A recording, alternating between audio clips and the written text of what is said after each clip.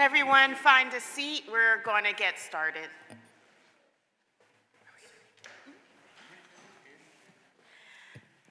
Good morning, everyone. I now note that the hour has come and this hearing is called to order. This is the public hearing of the City Council Committee on the Environment. The purpose of this public hearing is to hear testimony on resolution number 250126. Ms. Jones, would you please call the roll? Councilmember Ahmad. Present. Councilmember Driscoll. Present. Councilmember Harity. I am here. Chair Gaudier. Present. Thank you, Ms. Jones. A note for the record that a quorum of this committee is present and this hearing is called to order. Welcome, everybody, to this meeting of the Committee on the Environment. Thank you for taking time out of your busy schedules to be here. The Philly Tree Plan was envisioned in 2019 and released in 2023 as our city's best path forward to increasing the tree canopy and extending its benefits to all of our neighborhoods. From 2008 to 2018, Philadelphia lost 1,320 acres, that's 6% of its tree canopy, primarily due to a lack of maintenance of residential and street trees, the removal of yard trees, and the effects of climate change. Philadelphia's urban forest covers 20% of city lands, but it is not equitably distributed. For instance, only 5% of the land in many neighborhoods of the 1st, 2nd, and 6th council districts are covered by tree canopy, while other areas like the 8th district have greater than 50% tree canopy cover. This tracks with broader research which consistently shows that low-income and communities of color have fewer trees and are hotter than higher-income neighborhoods. This is as much of an equity, safety, and health issue as it is a sustainability one, because the benefits of trees are vast. Trees capture stormwater and replenish groundwater.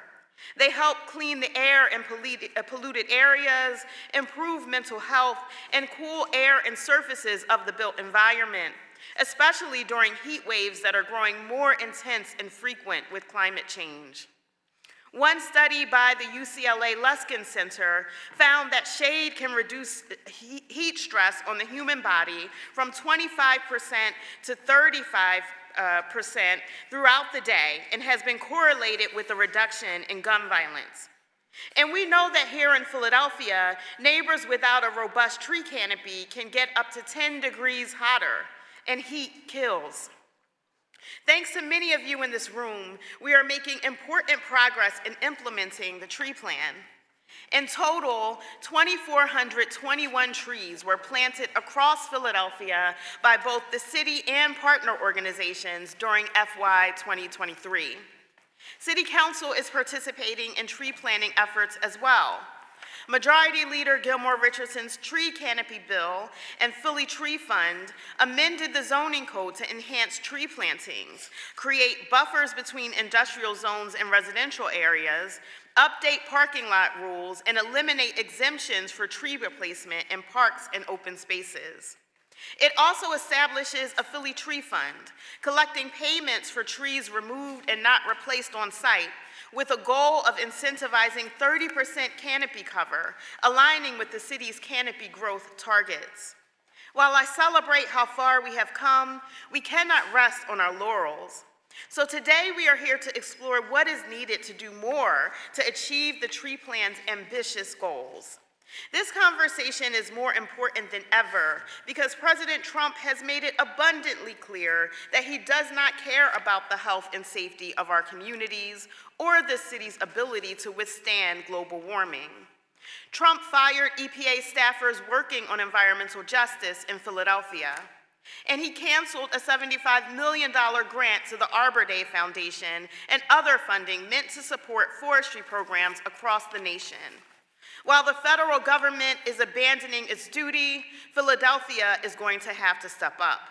And if we have to do this work alone, we will, because with so much at stake, inaction is not an option. Do any of my colleagues have any opening remarks? Ms. Jones, will you now read the title of the resolution? Resolution 250126, authorizing the Committee on the Environment to conduct a hearing to evaluate progress on the implementation of the Philly Tree Plan, determine how to expedite progress, and what, if any, additional policies might promote the city's sustainable greening goals. The clerk will please call the first panel of witnesses to testify on the resolution. Susan Slauson, Susan Buck, Erica Smith-Fishman.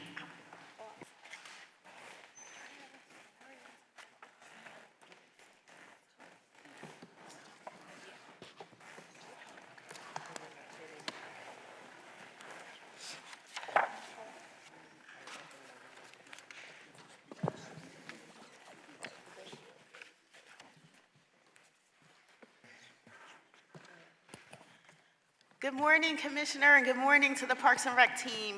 Please state your name for the record and proceed with your testimony. Good morning. Susan Slauson, Commissioner for Parks and Recreation. Good morning, Chairperson Gaudier, and members. I have a little cold, so forgive me this morning. And members of the Committee on the Environment. My name is Susan Slauson, and I serve as the Commissioner of Parks and Recreation. With me today are Deputy Commissioners Buck and Deputy Commissioner Leanne Campbell, and our City Forester, Erica Smith-Fishman. Thank you for the opportunity to provide an update on the Philly Tree Plan. Philadelphia Parks and Recreation is honored to be a partner in the creation and implementation of the Philly Tree Plan, a 10-year strategic plan for the equitable growth and care of our urban forests. We are grateful for our partner organizations as well as thousands of residents and community members who came together to create and advance the recommendations of the plan. As the stewards of Philadelphia's 10,000-plus acre park system and the 130,000 street trees growing in the right-of-way, PPR is the key city agency focused on the growth and care of our public urban forests. We are proud to report that we have planted 3,724 trees along city streets and park natural lands and as part of the Yard Tree Giveaway program in fiscal year '24. Tree planting and care require specialized skills, and PPR is actively growing our capacity to maintain our street and park trees, handle increasing numbers of storm emergencies, and integrate with existing workforce programs like Power Corps' PHL to provide a ladder of employment to city jobs and a steady stream of qualified workers. With recent increases to PPR's street tree maintenance budget, we have also increased the number of street trees being pruned across the city. Since 2023, there have been over 2,300 trees pruned, and 2,700 additional trees are planned to be pruned through July 2025. One of PPR's goals is implementing the Philly Tree Plan is to transition from a reactive to a proactive inspection cycle for the city's street trees. Proactive maintenance of trees is crucial for trust building and with residents who are more willing to plant trees on and around their property when they know that those trees will be properly maintained. The first step in moving to a proactive inspection cycle is to assess the existing street tree inventory, and PPR staff are currently in conversations with USDA Forest Service researchers about this effort. Over half of Philadelphia's park system is composed of natural areas like forests, meadows, and wetlands.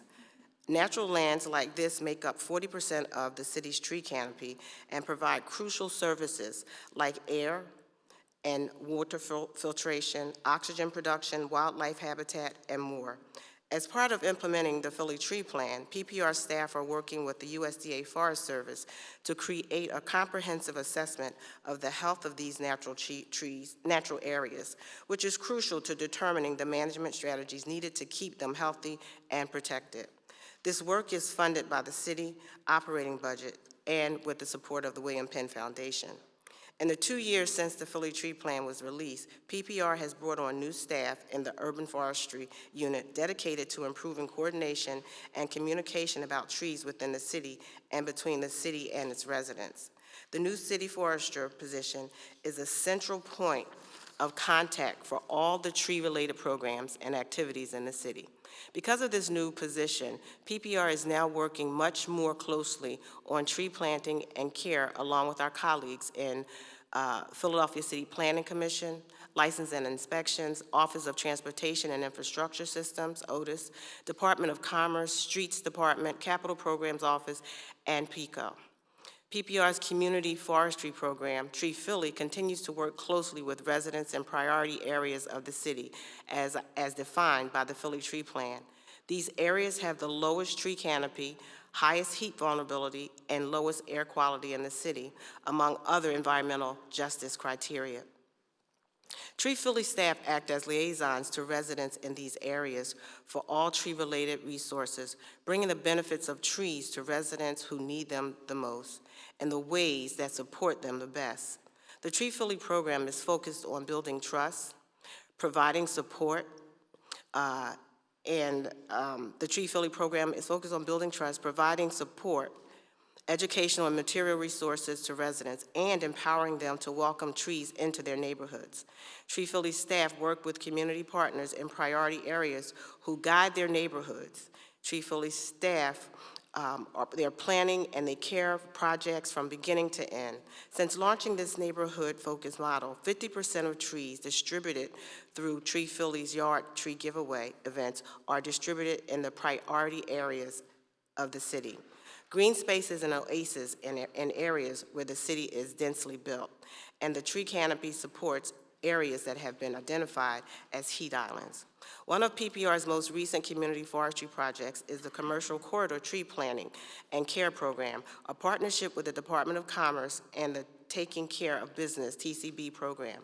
Through this program, PPR and Commerce are planting trees on commercial corridors in the Philadelphia Tree Plan priority areas and training ambassadors from the commercial corridors, the TCB program, to care for these trees. This program is responsible for 468 new trees and 40 trained TCB ambassadors in the past 2 years. Caring for trees in the first few years after planting is necessary for the long-term health and newly planted trees. We're expecting this initiative this year with a new manager, expanding this initiative this year with a new manager being hired by the Department of Commerce. PPR is also partnering in the creation of the Philly Tree Coalition, a new entity which will bring urban forestry stakeholders together around the implementation of the Philly Tree Plan. This coalition will be administratively housed in the Pennsylvania Horticultural Society and have full-time staff who are tasked with coordination, communication, and fundraising for the implementation of the Philly Tree Plan. Continuing with the spirit of collaboration with which the Philly Tree Plan was created, these staff will report to a steering committee of subject matters and residents from priority areas who will guide the work of the coalition. Thank you for the opportunity to testify today. If you have any questions, we would be happy to answer. Thank you so much for your work, and thank you for being here to talk about it today. So we're 2 years into the tree plan. Are we where we wanted to be 2 years in? And what has been most helpful to achieving the goals in the plan, and what have the biggest obstacles been?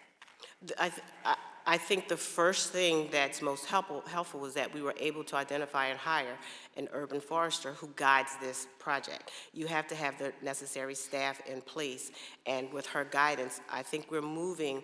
This is a 10-year plan. The heat density, the challenges that we're having in our community, they have been long-term, and so that's why the plan expands and extends out for 10 years, because we know and we knew that replacing, maintaining, and ensuring that communities that don't have the trees would take some time. Because you're not only planting, you're maintaining, you're growing, you're identifying, you're working with the community. So I think we're in a good place based on the fact that this is a 10-year plan. Okay, does anybody want to add to that? Sure. So the plan is broken into short-term, mid-term, and long-term goals within the 10 years. And the short-term goals are accomplished between, releasing the plan and 3 years in. And we have we are making progress toward a lot of those short-term goals, and some of them have been completed at this point. And we're excited at the 3-year goal, at the 3-year mark, to release a report card that outlines in detail everything that's been accomplished. And we are actively making progress towards those short-term goals and some of the longer-term goals that we didn't expect to tackle so soon, but with momentum have been able to make progress towards. What's the timeline for that 3-year report? We are intending so the plan was released in February of 2023, so we're looking at the spring of 2026 for the 3-year report card. Great. Also, does she need to state her name for the record? Oh, sorry. Also, please state your name for the record. Erica Smith-Fitchman, City Forester, Philadelphia Parks and Recreation. Wonderful. Can you talk about what the biggest obstacles or challenges have been?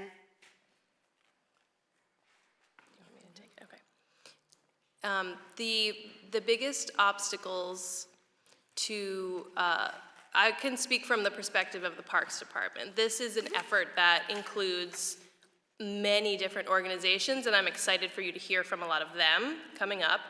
But from the perspective of the Parks Department, we are tasked with the maintenance of all 130,000 street trees and 10,000 acres of parkland.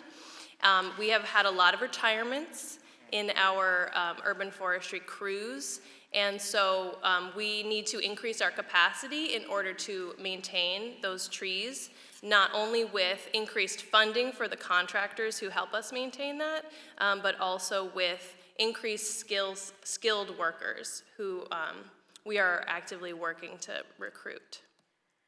Okay. Do you all already have the budget for that, and it's just about filling vacancies?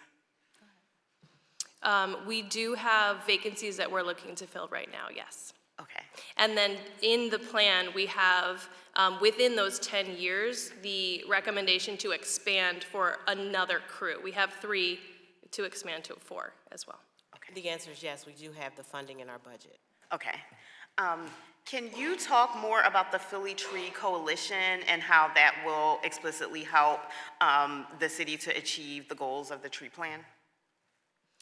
Yeah, so the coalition is one of the most exciting things that we've been able to make really big progress on. Because the Philly Tree Plan is a joint effort between not only city agencies, but local nonprofits, national, federal agencies, and state agencies, as well as the most crucial people who are the folks who live in the neighborhoods of Philadelphia. We wanted to have a third-party entity that really advances it so that everyone is working together, and that communication is done collaboratively, fundraising is done across the board with the plan as the thing that identifies where the money goes, but with everyone enacting it and getting the funding to do that, the program partners.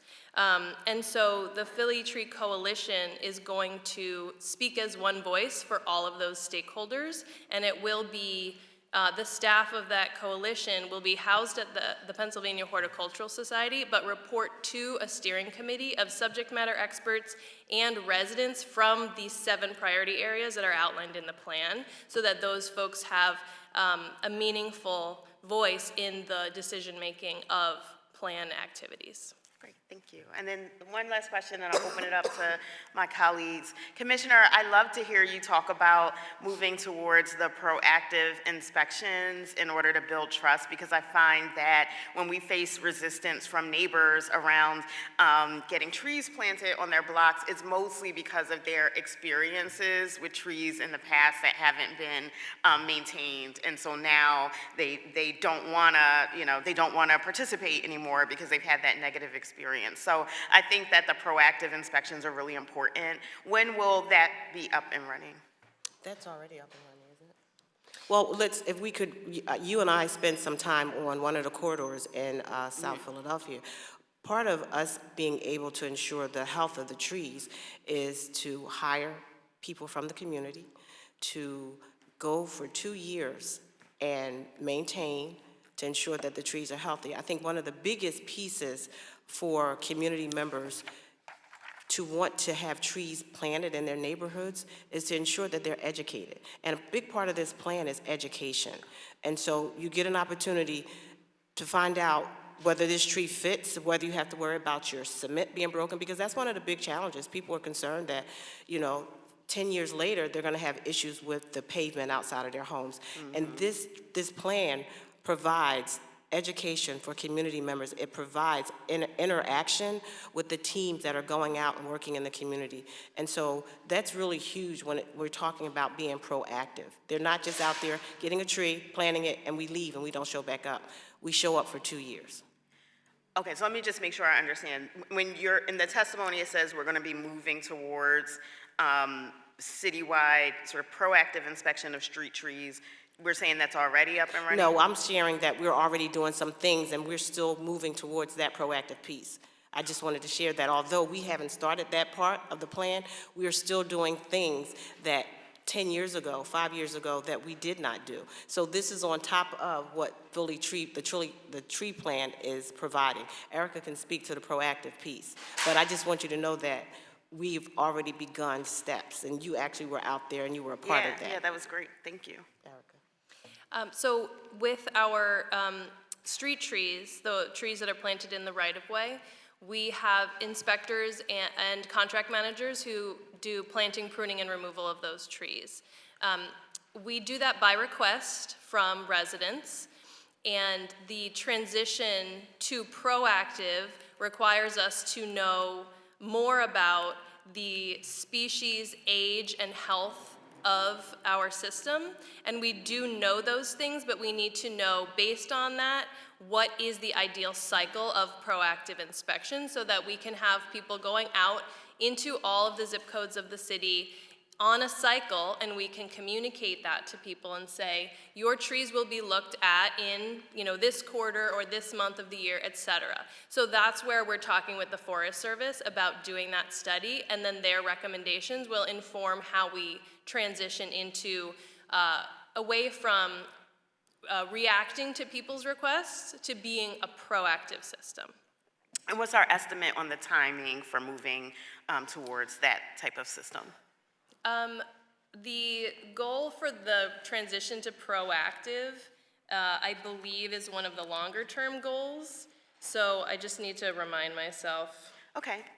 You can look for that, and I'll pass things off to Councilmember Harity. It does take a little while to make that huge jump from reactive to proactive. So first we have to kind of know what we need, and then we have to build up to that. Thank you. Yeah. Councilmember Harity. Thank you, Madam Chair. Good morning, everybody. I want to start off by thanking you first for your service. Big fan of Parks and Rec. You guys do a lot with a little. And this here is a lot. 130,000 trees to maintain throughout the city is a lot of work in itself, let alone all the other stuff that you guys managed to do. So I thank you for that. The chairwoman had actually alluded to it in her opening remarks. I like acronyms, one of which is KISS. It's keep it simple, stupid. For me, I got to remind myself of that all the time. And the good thing about the internet is that you can find information on anything on there. And I'm one of those people. I like to read and learn about a lot of different things. And I'm a little bit of a closet gardener. Some of my colleagues know that. And I'm big on urban gardening and things of that nature. But I was just wondering if you had seen any of the studies that have to do with crime and trees. It's been proven in studies that tree-lined streets actually have less crime. I don't know why, but it seems to be the case. Have you guys seen any of that in your, you're out there, you're planting trees all the time. Have you seen where crime drops in areas where you, let's say, beautify it more, put more trees, flowers, stuff like that? I can certainly say anecdotally that trees in Philadelphia, as in many large cities, signify a lot of other things in neighborhoods. We have the maps to show that they are correlated with race and with poverty, right? So that is part of it. And we have amazing colleagues at the Forest Service that are based here in the city, as well as at UPenn, the Penn Medicine, that have done those studies on the impact of trees on crime here in Philadelphia. I think the key part of that is that those trees need to be well maintained to have that effect, because poorly maintained trees have the opposite effect. Yeah, I've actually, I like to observe, I'm very observant, and I live in Kensington, so I've noticed direct correlations between streets that are well-maintained, with the help of the neighbors, where there's trees and flowers,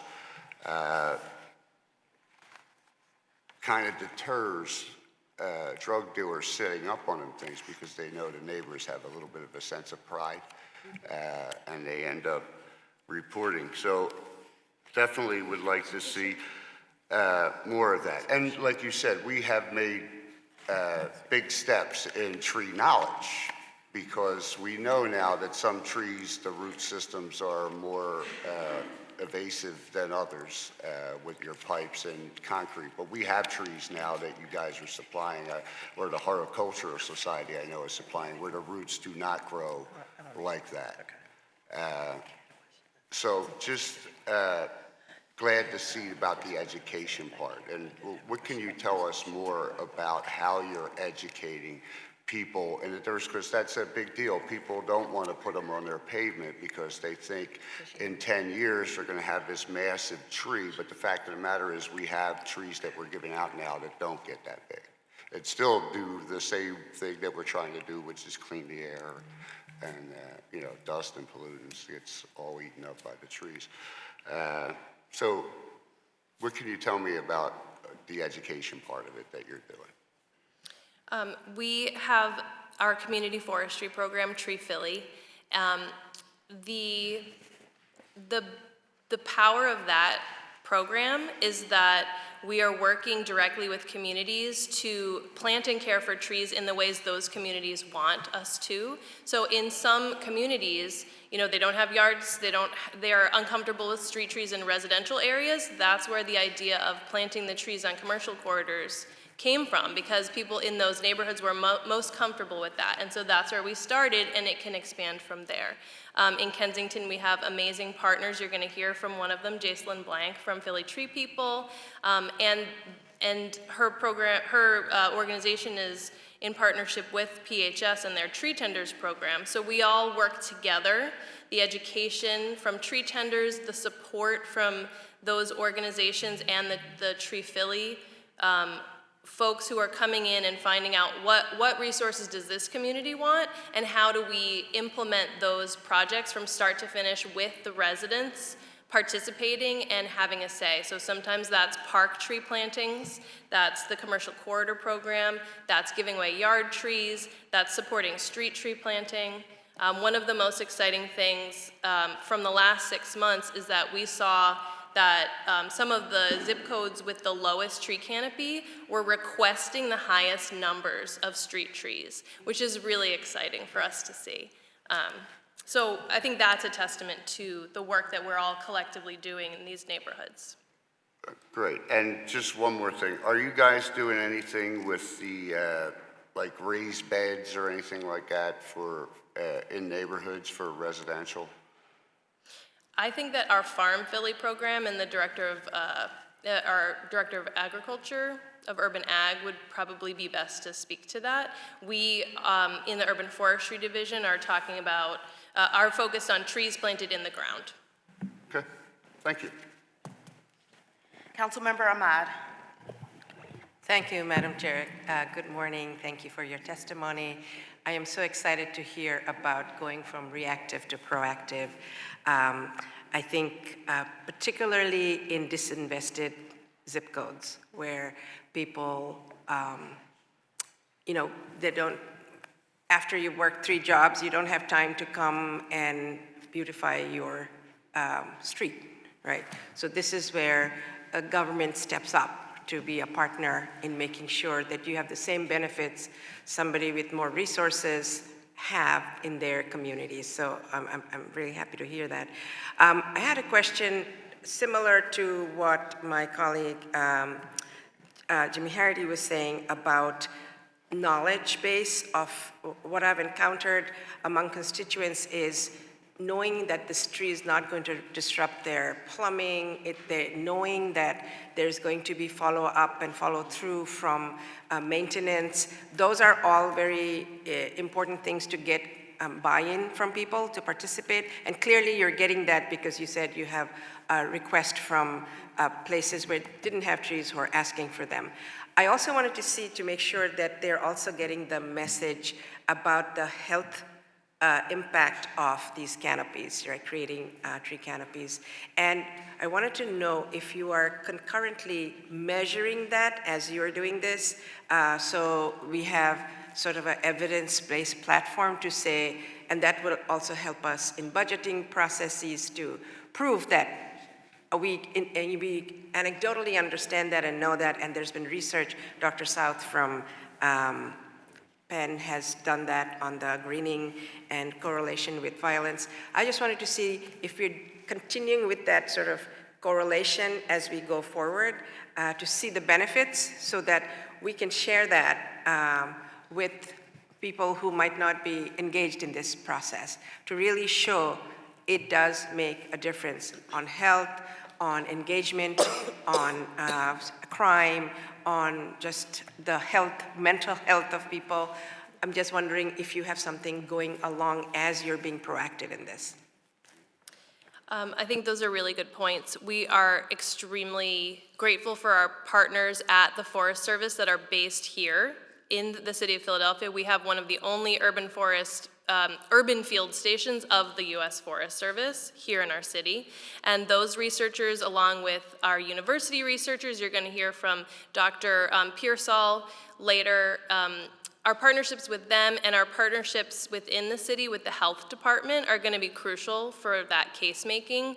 At the Parks Department, what we can do is be enthusiastic supporters and contributors and to share our data, and so that those research efforts can happen, and we do that very happily and proactively with those partners. So I just wanted to know if you already have that in place to be collecting that information.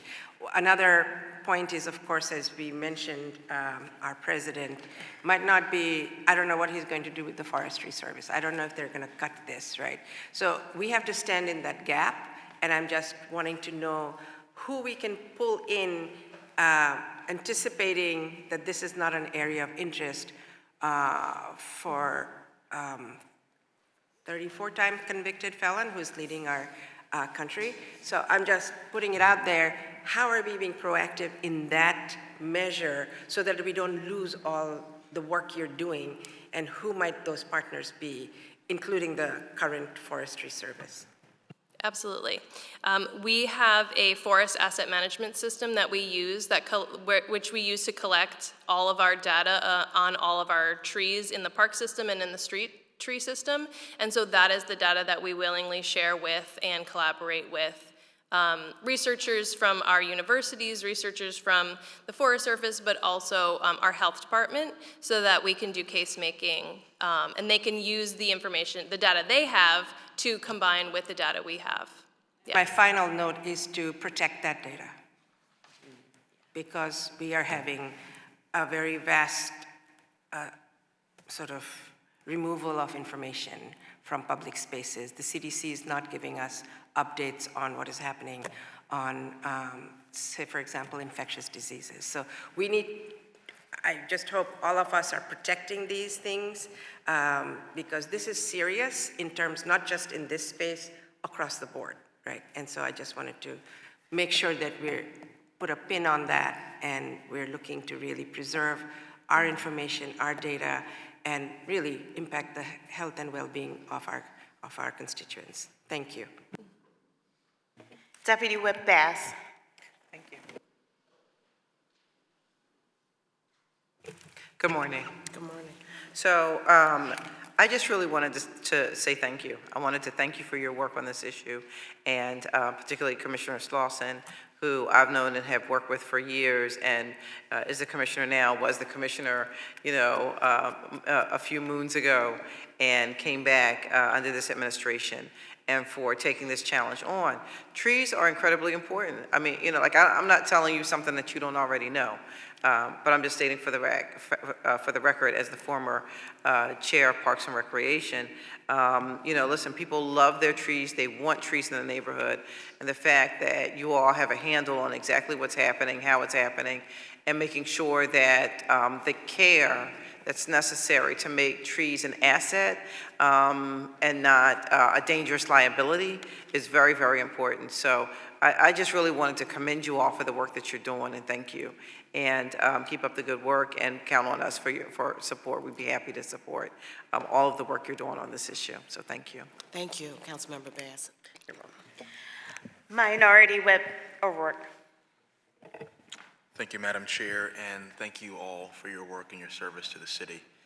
Certainly a lot going on in the world, and we appreciate all that you do to maintain and protect our trees and our nature. Quick question, what are the current incentives, if any, the city has to offer property owners, businesses, and developers to plant and maintain trees? And what are the ways that we can actually create or improve those incentives?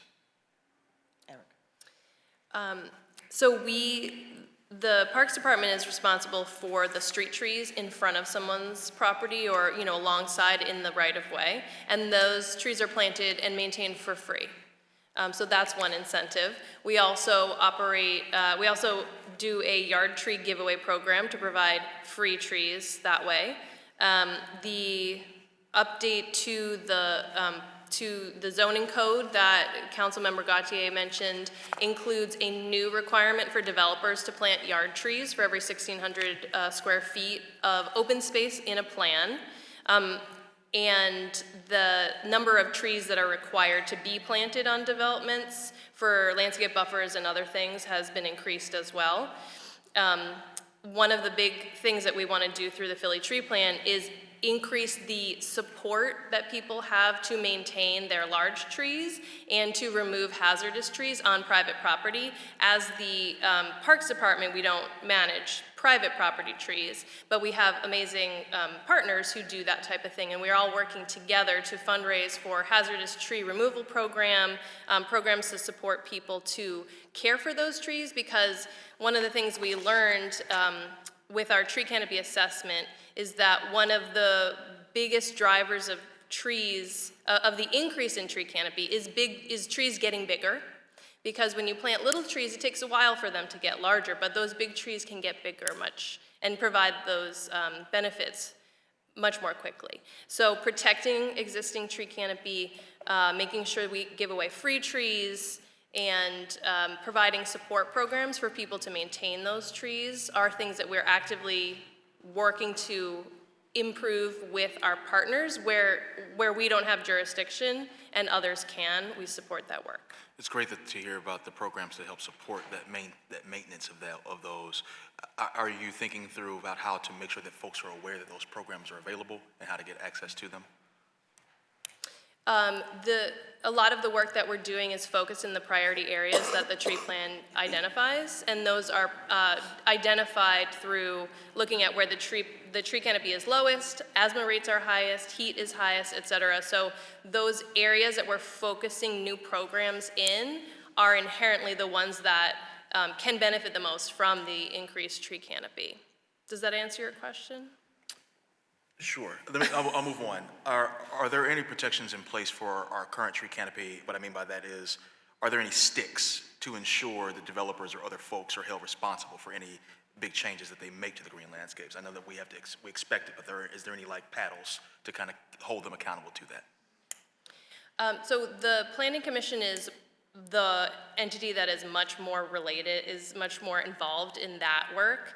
We have been involved in the tree aspects of the zoning code and advising and pushing through some of the changes that have happened. So like the change that happened in 2022 with Councilmember Gilmore Richardson, we increased so there's now a fee. If you remove trees and don't replace them, you pay for those trees that you removed. That didn't exist before.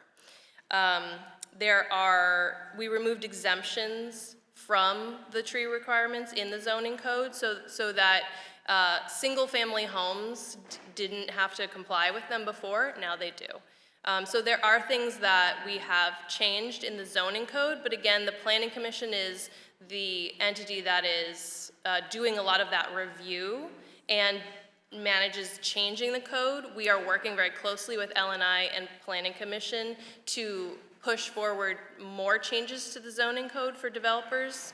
And we have quite a few policy-related recommendations in the plan about how to do that more specifically, and we're moving forward with those. Thank you very much. Thank you, Madam Chair. Thank you. I have one last question for the panel before we move on.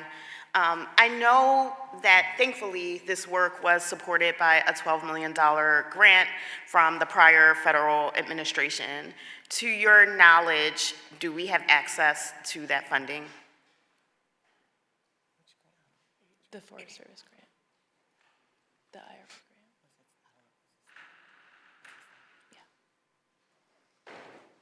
grant. We do not. Okay. Even more reason for the city to step up and to step in the gap. Thank you so much to all of you for being here today, and thank you so much for your work. Thank you. Thank you.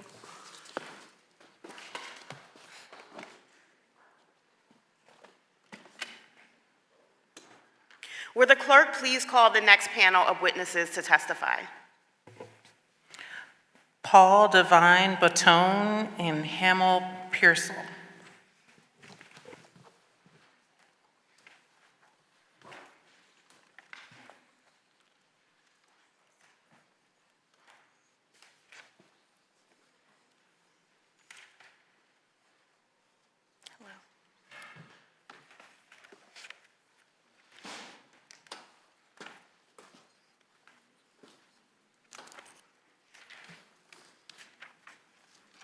Good morning.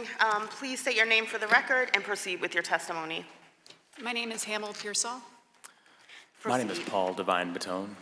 Oh, and I should say, we are somewhat constricted with time today, so we're going to be asking witnesses to take no more than 5 minutes. We'll give you a signal at the end of 5 minutes to kind of wrap things up. Proceed. All right, I'm a professor at Temple University in Geography, Environment, and Urban Studies. I'm an environmental social scientist, and my research examines how cities can become greener and more equitable. I also look at how greening initiatives might have negative impacts for some residents and how to reduce those impacts. I've worked with the U.S. Forest Service Philadelphia Field Station for a decade on urban forestry research, and I recently completed a study in partnership with the Pennsylvania Horticultural Society on barriers to urban tree planting initiatives in the Philadelphia metro area that is particularly relevant to this hearing. One thing that I've learned through my work in Philadelphia is that many urban residents love the city's parks and trees. Despite this general affinity, residents also raise questions about the long-term care and responsibility that comes with planting new trees. These questions are important because residents often become the stewards of Philadelphia's urban forest.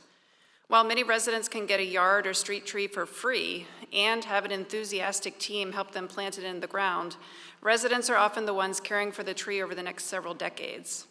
Subsequently, residents want to understand what kinds of costs they are assuming for watering and pruning their tree. They are concerned about their liability in the event of a tree falling on a neighbor's property.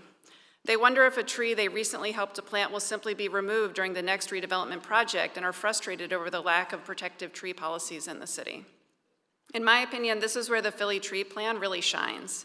The plan is rooted in community perspectives and need, evidenced by the 9,000 people who were engaged through surveys, community voices steering committees, and neighborhood ambassadors.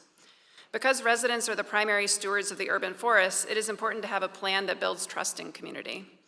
The plan is clear that the goal is to invest in people and communities. The plan recognizes that growing the urban forest requires tree planting and long-term care, and there is need to reduce the burden of trees on residents. The plan's goals revolve around ensuring that residents receive the benefits of trees, and above all, the plan prioritizes planting trees in neighborhoods where increased canopy cover can provide the most benefits, namely neighborhoods with high heat vulnerability, high health risk, and high poverty. I would argue that the plan's focus on growing canopy cover equitably is key. Currently, there is considerable variation in canopy cover across the city, with some neighborhoods having over 50% canopy cover and others having as little as 3%. Tree canopy coverage correlates with historical patterns of urban development and redlining in Philadelphia. A map in the Philly Tree Plan very clearly shows that historically redlined neighborhoods continue to have lower levels of canopy cover today. Sadly, this isn't limited to Philadelphia and has been a persistent trend in other U.S. cities. There is need for effective interventions to redress this long-term and ongoing harm to neighborhoods. There's a very strong relationship between green vegetation and temperature. While densely built neighborhoods with lots of impervious surfaces have the hottest temperatures, green urban parks have the lowest temperatures. People living in neighborhoods with low canopy cover and limited green spaces suffer from hotter temperatures during the summer, which is a growing concern as temperatures rise. Extreme heat events claim more lives than any other weather-related hazard. Heat is considered to be a silent killer because people don't realize how dangerous it can be. A study I did in 2017 shows that Philadelphia's temperature hotspots have more families living in poverty, a lower median household income, and a higher percentage of non-white residents compared to both the city average and non-hotspot averages.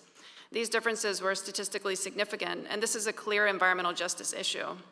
I think the Philly Tree Plan holds promise for addressing key barriers to growing canopy cover in low canopy neighborhoods. This is an issue that has persisted despite the fact that Philadelphia has had strong neighborhood-led tree planting initiatives since the 1990s.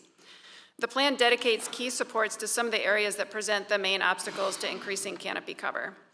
This includes providing more staffing to coordinate tree planting across city sectors and agencies, including a city forester, a utility tree coordinator, staff for natural lands, and a sidewalk coordinator. It also provides resources that directly address resident concerns about trees, including supports for maintaining mature trees on private land, supporting tree planting and establishment care, pursuing proactive maintenance inspections on public trees, and creating tree care and support programs for residents. The plan also provides support, including stipends for volunteers doing tree care work and paying community groups doing tree care. I strongly support the continued implementation of the Philly Tree Plan because it will deliver the benefits of trees to Philadelphia neighborhoods, particularly those who have been denied these benefits for decades, while also reducing burdens for residents.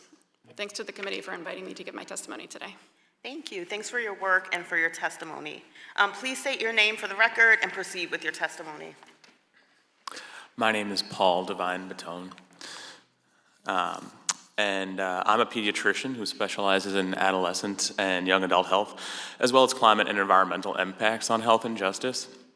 So as a healthcare provider, I know a lot of folks are going to speak about, some of the more ground level aspects of trees in our city, but I really want to spend my time grounding the conversation in the health disparities that our city faces. So folks may know about social determinants of health, things like your education level, the house you live in, your access to healthcare or foods. But I think it's unrecognized how big the impact these factors have is on our individual and community health, and how they are in large part the result of racist policies and practices like the redlining that was just discussed, that have gone back decades in this city and across the country. Here in Philadelphia, social determinants of health lead to disproportionate burdens of asthma on our black kids, as well as metabolic diseases such as high blood pressure, diabetes, heart disease on black adults. And social determinants of health give us the zip code effect, which is the significant difference in life expectancy that's seen between folks in the same city from different zip codes. So for example, in Society Hill, which is zip code 19106, life expectancy is about 88 years, while in Strawberry Mansion, 19132, it's about 68 years. So just 4 miles apart, same city, someone is expected to live 20 years less. Tree cover represents an environmental determinant of health. So because urban trees offer numerous physical and health benefits, some of them have already been mentioned, but we know that they have direct effects on our surroundings, filtering out pollutants in the air we breathe, as well as the stormwater runoff that runs into our drinking supply. They also reduce street temperatures, as was just mentioned. So there can be more than 20-degree differences between neighborhoods with more asphalt, more concrete, more built environment, and less green space. So if you look at a day that's 85 degrees on Germantown Ave out in Chestnut Hill, that same day can feel like 105 degrees on Germantown Ave by Hunting Park. As climate change and the climate crisis continue to worsen, these temperatures are only going to get worse, as will the very serious health effects that they represent. So in addition to the direct effects that trees have, the direct benefits that trees can provide, research has shown us that trees have many indirect benefits on health, some of which have, again, also been mentioned, but they lower blood pressure, are associated with lower blood pressure, frequency of preterm birth, and very pertinent to our conversations in this city, lower levels of gun violence. Trees also help people feel happier, they help focus, especially in our young people, and they lead to dramatic improvements in feelings of safety and security. Impact on any one of these concerns can save lives, but also can save significant health spending. And this is especially important at this moment when the narratives from the federal level are all about cutting and limiting access to health funding. In spite of their beauty and benefits, as my panelists just noted, trees are not spread evenly across the city.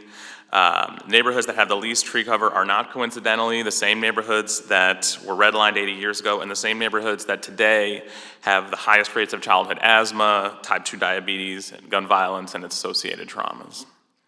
So with the scope of these health issues, as well as the racial and ethnic disparities that they represent, the challenges are daunting. Big solutions are needed, many of which will require complex infrastructure, major investment, when thinking about expanding healthcare services, for example. But trees represent a relatively simple, powerful, cost-effective, and honestly beautiful part of this path that we can take toward a healthier, more just Philadelphia.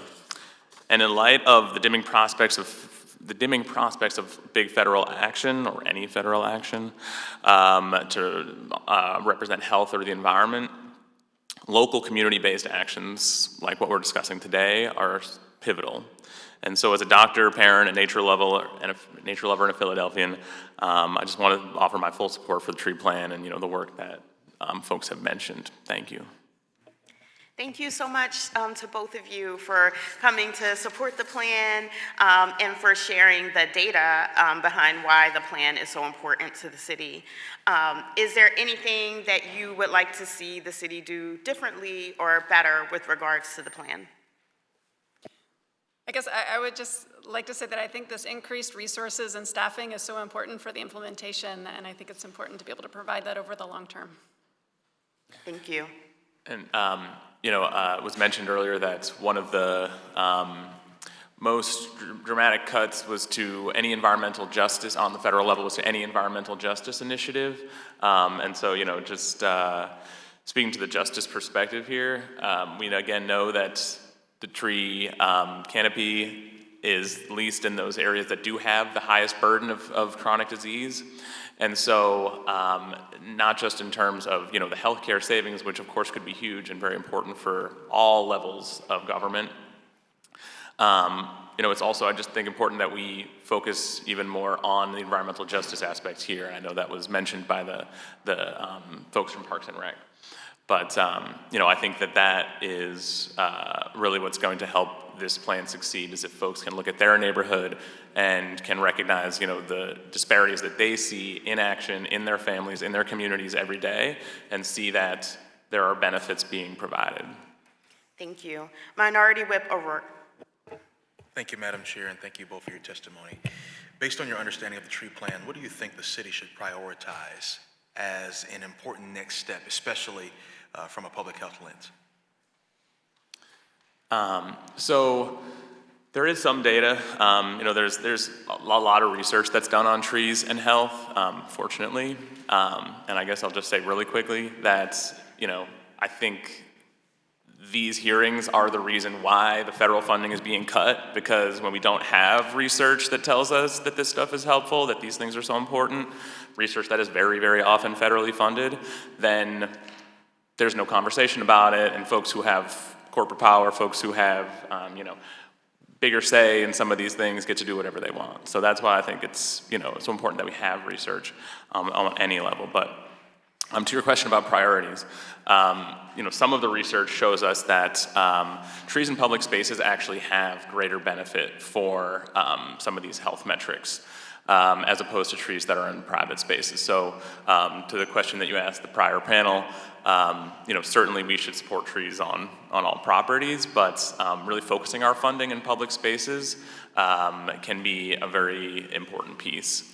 And I'm also a member of the Philadelphia Environmental Justice Advisory Commission, and out in community listening to folks, specifically in Point Breeze and Grace Ferry, a lot of the pushback was about things that have been mentioned about trees and the ways that they can disrupt people's properties and leave people feeling very unsupported by the city. So, I know that there's discussion of a sidewalk coordinator. I think that would be a great option, because that's something that again, is something that people see right in front of them. They see the tree that's on their block, and they see the disruption that it can cause. And so I feel like those types of very targeted solutions could really be helpful, again, thinking about trees as this public good. Are there any national models at all that at this point, that we should be following or just taking notes from? So I think from an environmental justice perspective, what Philadelphia is doing is very cutting edge and could become the model. And so I think it's important to be able to follow through on that, because there's a lot of research and understanding around how environmental injustices are created. We understand that redlining has led to persistent canopy cover inequities. But I think there's fewer models out there for how to address that. Like, how do we promote a more equitable and just canopy cover in the city? And what I see Philadelphia doing is beginning to achieve that. So I would love to see where it goes. I hope it is able to receive the support it needs to be successful. That's a pat on the back. Oh, thank you for that. Amen. I'll just add that I think Baltimore and Portland are two cities that have really undergone very serious research on this as well. And specifically thinking about the gun violence question that one of your fellow council members asked.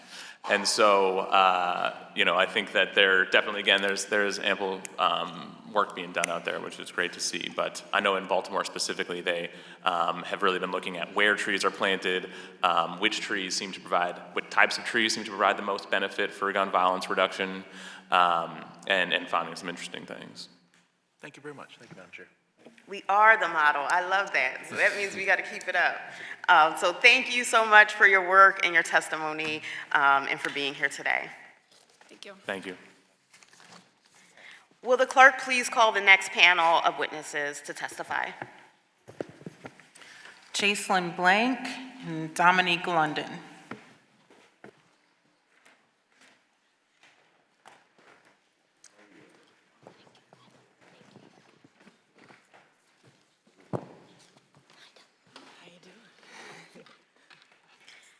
Good morning. Good morning. Good morning. Please state your name for the record and proceed with your testimony. I am Dominique London, Director of UC Green. Okay. Good morning, everyone, and thank you so much for hearing my testimony. I am a native to Philadelphia, a gardener, planner by education, and director of the largest tree tender program in Philadelphia, UC Green. I've been director of UC Green for 3 years, and under my leadership, we've planted and maintained over 250 trees, while historically, UC Green, as a community org, has planted and maintained over 5,000 of the trees that you see in West Philly and Southwest Philly, more specifically 19139, 19104, and 19142.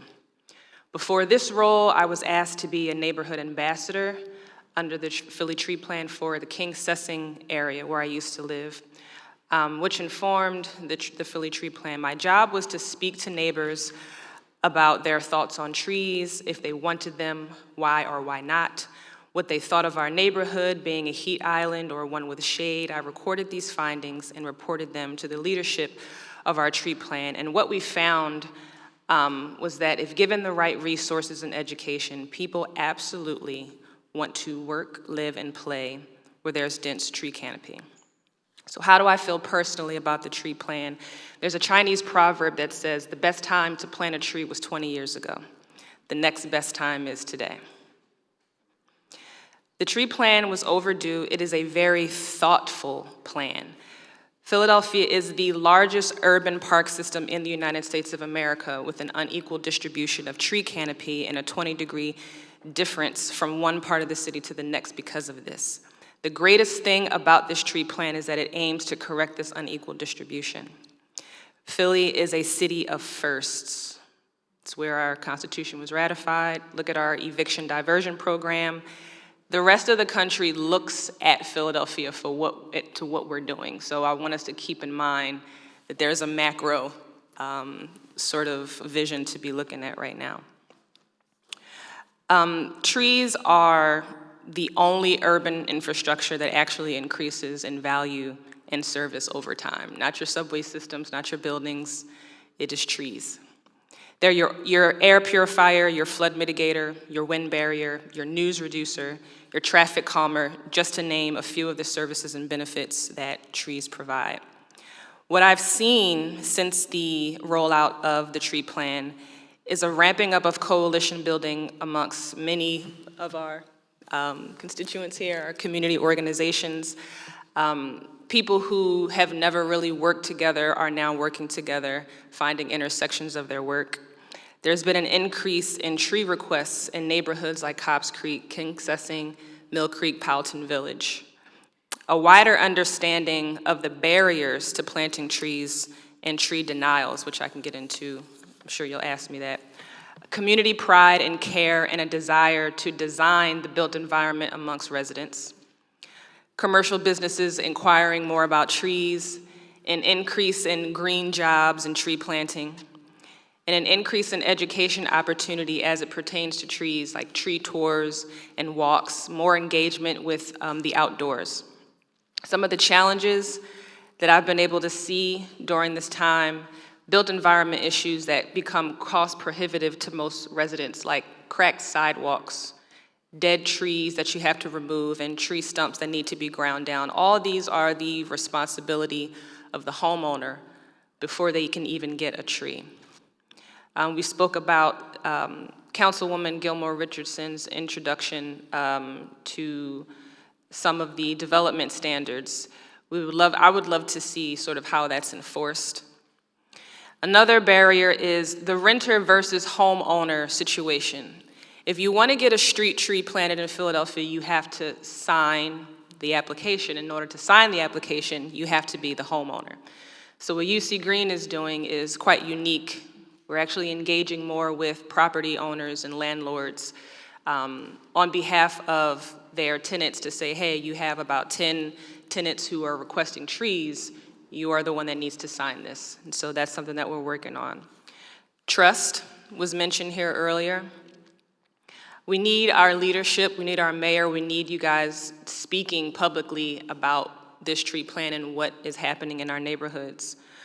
Another thing I want to highlight is putting the fire to large education institutions and having them to continue support the labor and operations of their tree tenders by maybe pilots. Those who are unfamiliar, pilot is payment in lieu of taxes. I'll just stop there. Access to hydrant keys. Some of our tree tenders do have access to water, but a lot of the hydrants are being changed out, and so we need access to water so that we can water our trees for our neighbors. And I would say using councilmanic prerogative to move land bank lots into a land trust that can be used for further greening, like orchards and food production, would be very, very helpful.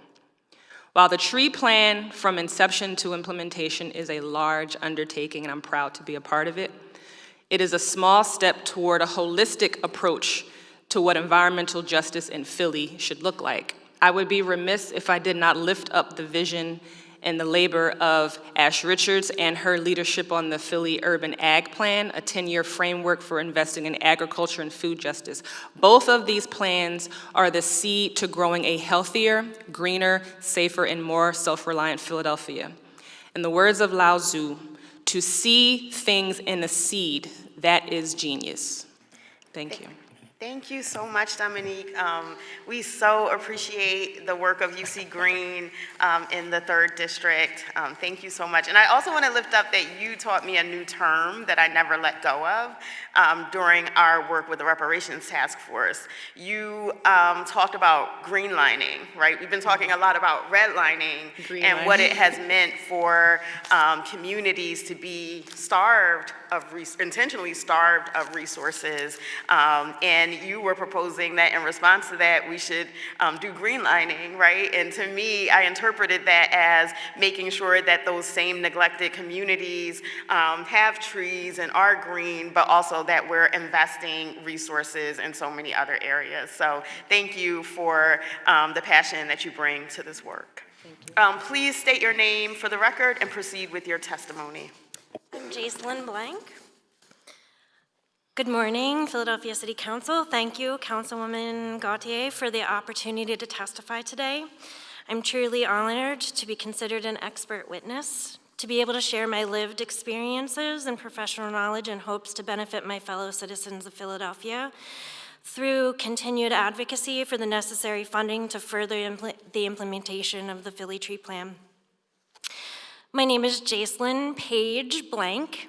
And after 47 rotations of the sun, my page has certainly not been left blank.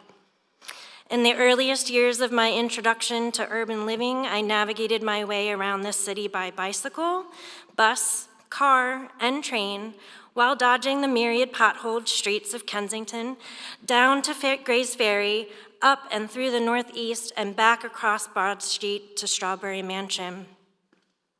At the end of my day, I would strip down in my East Kensington backyard, naively thinking that I would avoid bringing bed bugs into my home. As an early intervention specialist, I had permission to walk through the doors of the homes and schools of many of Philadelphia's neediest children.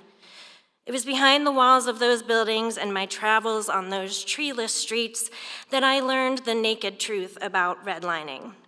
I was smacked in the face with the vile repercussions of systemic racism that led to the economic and environmental injustices of my non-white fellow humans. After 7 grueling years of working full-time and taking classes at Temple University, I finally received my master's in education with teaching certifications in elementary and special education. I learned more from all those difficult work experiences than I ever did behind the desk at Temple University, but I gripped tightly to that well-fought degree regardless. Philadelphia has punched me in the face, kicked me in the gut, dragged me through the gutter, hosed me down by the powerful spray of a fire hydrant, and hung me over the telephone line to dry by the forceful, gritty air of a gas-powered leaf blower. Metaphorically speaking, of course. I may not have been born here, but because of and despite my 20 years in Kensington, I certainly have been raised here. My genetic data is forever altered. These past 2 decades have groomed me to be a vocal and staunch community activist.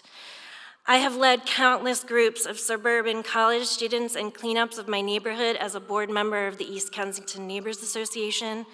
I have stood arm in arm with my neighbors, tirelessly advocating for the revitalization of our beloved Haggart Street playground. I have put up a fight in order to save what little green space we have left after the lead-laden dust settled behind the relentless years-long development. The development that dredged deep moats through and around the community I was beginning to call home. Bridges were built over those moats that appeared to only be privy to the seemingly endless traffic of electric vehicles that parade past our bodegas, feeling entitled to park in a crosswalk while clamoring for a seat at Port Fishington's hottest new 5-star restaurant.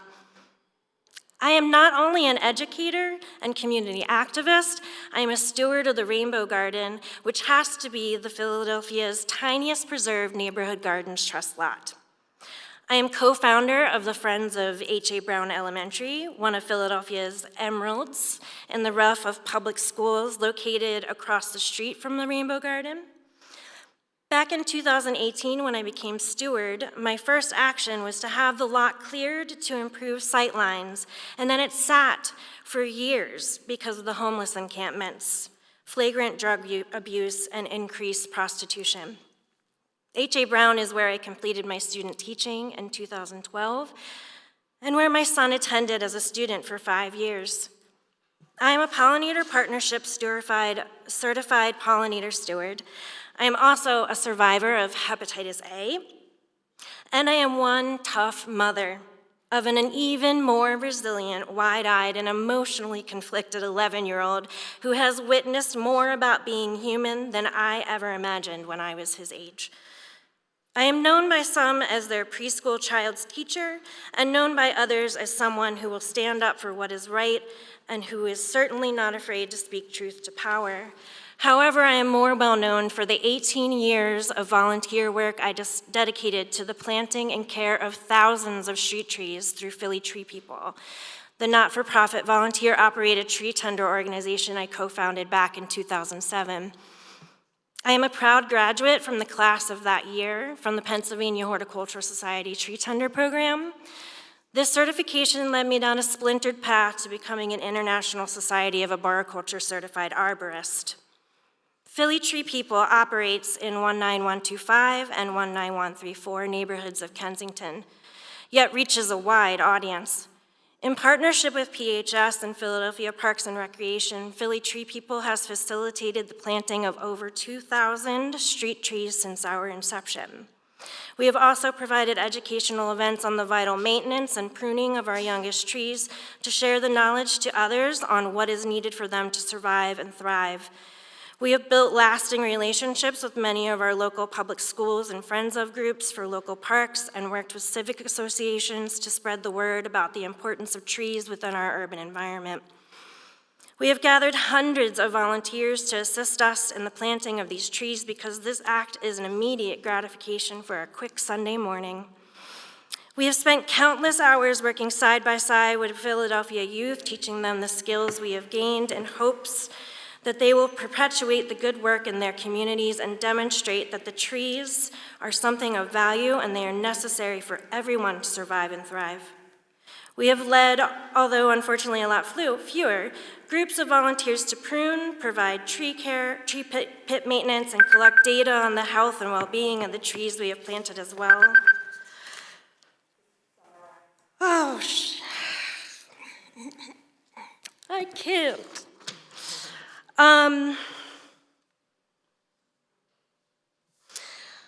I have to say that all of this work has been an unpaid labor of absolute love for trees. However, I cringe when people clap and cheer in response to our statistics because I know that many of those trees needed to be replanted, many times because people have just destroyed them. Let's not forget about also the old oak tree with a 3-foot diameter that a neighbor had just cut down this past summer. No permit, no fines, no means of retribution, as the 20 young trees down the street at another public school keep getting backed into, ripped of their limbs, and left unwatered during a month-long drought. I have been knocked down many times, but for whatever reason, I picked myself back up each day after licking my wounds and steadfastly got back to work planting and tending to the necessary care of thousands of young trees. But despite the unfortunate news in 2018 at the first ever tree summit, I learned that after a 10-year study tracking the planting of trees across the city that we actually lost canopy cover. Many were sick and dying, others were nuisance invasives, cut down to make way for development, and our youngest weren't big enough to show an impact. However, I persist. Surely things would get better.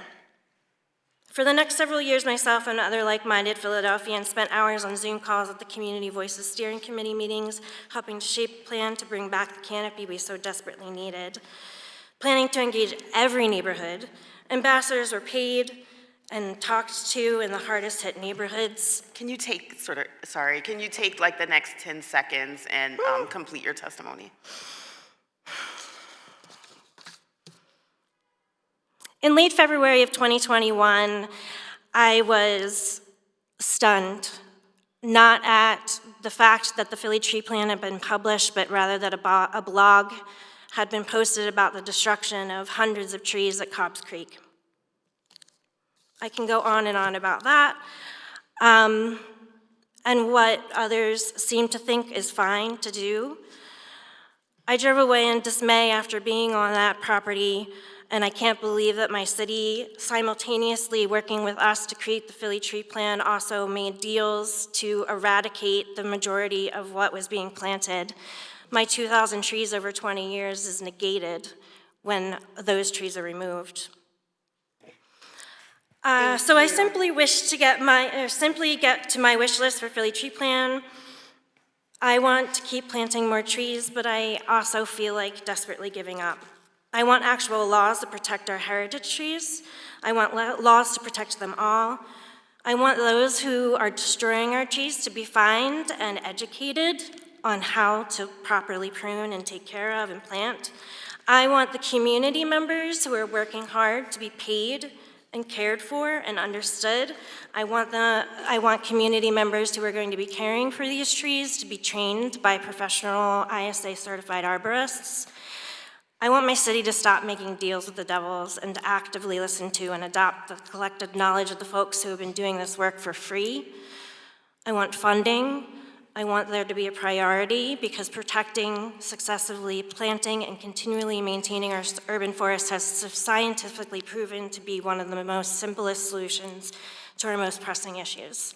Thank you so much for your work and your passion, and for being here today. I have a couple of questions, but first I'm told that we have some visitors and I want to recognize them.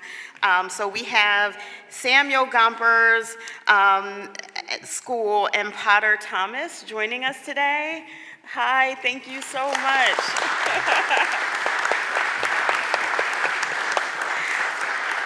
Thank you so much for coming to see your government in action. I hope I don't embarrass her too much, but I think I see the majority leader's daughter as well. Thank you so much for joining us. It's nice to see you. So that's a reminder of why we're doing this, right, and why it's important. Dominique, you mentioned during your testimony that you might want to get more into sort of why there are denials and why people refuse trees in your work. Do you want to talk a little bit more about that? Yes. So my nervousness, I have maps for you all, but I can give them to you afterwards. But a map of UC Green's catchment area, where we started, it's very purple, which means it's a low priority. And then outside of that University City area, everything is red and orange and yellow. And that's because we need to continue moving out to plant more trees. So some of the challenges and I'll go more into the weeds about it, I mentioned, one is just built environment issues. If you have a cracked sidewalk, you have to have that sidewalk repaired before you get the tree. And depending on your income, that just might not be something that you can get done. And so with the help of our William Penn grant, we're able to have what we call an equity fund, which we're gonna help with the cost of that for residents that actually really need it. The second thing is tree stump removal and dead tree removal. We have a wonderful partner named TreeKen, who is also someone who helps with our pruning. He's been involved with UC Green since before I came on, obviously, but TreeKen really provides affordable tree removal. And again, if it's something that is still cost prohibitive, then UC Green fills in that gap as well. Some of the other issues are just addressing myths and calming concerns. And so one is, I don't want the tree to mess up my pipes. Yeah. I always show residents, I do something called design charrettes, where I'm meeting with the entire block. And we go through the city-approved species list. And I say, before you could just plant a London plane anywhere. London planes, I call them blockbusters. They belong in cemeteries and parks. They don't belong on your sidewalk. And so I show them the city-approved species list, which is organized by height, We walk the block and we go over, do you have overhanging wires? How wide is your sidewalk? How far is it from the corner or a stop sign or a bus stop? And I show them how things are different from how they used to be, and so that sort of calms them. And then during the design charrette process, the neighbors are actually able to design what they want their block to look like. Ari, who's on our board and with Hinge Collective, then will produce a rendering of what the block looks like with those trees that they've selected and at maturity. And so when they look at it, they're like, oh, this is what a eastern redbud looks like in bloom in spring. And so it gives them the visual, and then they can make a decision as to what they want to plant or not. But yeah, the built environment issues, the myths, people being concerned about having their pipes destroyed. And I tell people, tree roots don't destroy pipes. They take advantage of pipes that are already destroyed. Thank you. Thank you for that. Ms. Blank, you gave a very thorough testimony with a very thorough wish list, but I wanted to ask you if you could name one thing that you would like to see the city do better as it relates to the tree plan. What would that be?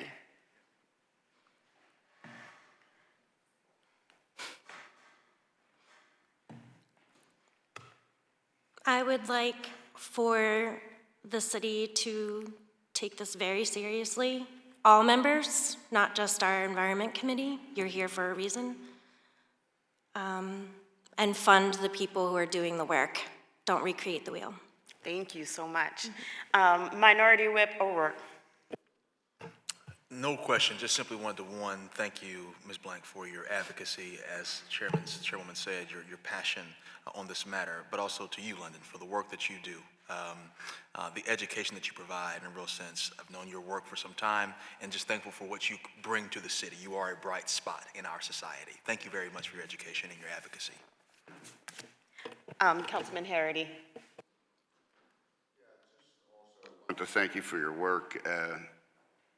You're in Southwest and Southwest Philly and West Philly and Kensington. I live, but I'm from Southwest Philly. I was born and raised there, and they've heard me tell the story before. Before I moved to Southwest, I lived at 17th and Mifflin, which is very landlocked. There's no, it's not even really a park. There is one, but it's a bocce ball court for the old Italian people when I was a kid, and you weren't really allowed in there. They didn't like kids playing on the playground because they were playing bocce, and we, I guess, distracted them. But I always say, when I first moved to Southwest Philadelphia, I thought I moved to the suburbs because I had never seen grass and trees, and I get out there and everybody had lawns, and and I'm not just talking like in a neighborhood. I first moved there, I was in Bartram Village, and there was a lot of green. I remember going back in Bartram Gardens when it snowed and sledding on the hill there down to the river. But it always struck me of how nice it was, and as a kid, how proud I was of my neighborhood because of how it looked and how pretty it was when everybody's flowers bloomed, and in the summertime everybody's lawn was cut. And as a kid, I just remember that feeling, of thinking, wow, this is a lot different, this is nice, you know what I mean? And I'm a firm believer in those kind of simple things that actually give pride to a neighborhood. Like I said, I live in Kensington now, and I live on a street in a neighborhood that is decimated by the opioid epidemic. But if you come to my street in the summertime, you'll see flowers everywhere because, I go back and forth to New Jersey to the shore in the summertime, and I drive past the farms and I pick up the flats of flowers. And I started making little baskets for a couple of the neighbors, the seniors, and then next thing you know, this one asked, that one asked, this one asked. And now almost every house on my block has flower pots out in front that bloom with roses in the summertime. And, just seeing the kids' reaction to all that is something to see. So I just want to commend you on your work, and I get it, funding is what we need, some more funding. That's wonderful, Councilmember. And thanks to the both, oh, go ahead, do you want to respond? Yeah, there were just a few things that I think Councilmember Harity and maybe yourself had asked some of the other folks testifying that I wanted to build on and Go ahead. speak to, and it was about like the proactive measures that we have. So one thing to note about UC Green is that UC Green is steered by one employee and a lot of volunteers. So the 5,000 trees that are planted and stewarded are because of the people who dedicate their labor voluntarily. Some of the proactive things that UC Green does, trees that we plant 2 to 3 years ago, we go back and we do structural pruning to make sure they actually survive. Every single year, we do something called tree checkers. Tree checkers is going back to the previous year of all of the trees that we planted and checking them for if they're surviving, if they've been watered properly, if there's been a drought. We're checking for all of these things, if there are pests, and then we provide a report card to the resident. And then by year 2 or 3, that we're coming back to that same tree and that we're doing structural pruning for them. UC Green also acts as a liaison between institutions and residents. The 200 block of 63rd Street is considered a highway. It is a pilot program for one of the first design charrettes that I was able to do. And mostly every single resident on that block has agreed to a tree because of the process that I told you about, having the rendering. And trees are traffic calming, and so when trees grow on a wide street, it makes the block look narrower and inadvertently causes people to drive slower. And that particular stretch of street is very loud. People speed all of the time, and there's a lot of pollution. And so I'm looking forward to the next 2 to 3, maybe 5 years, seeing how much that canopy grows as well. I'm trying to think, was there any? Thanks. Yep, go ahead. That's it. Thanks so much to the both of you. Will the clerk please call the next panel to testify? Justin Trezza and Nate Hummel.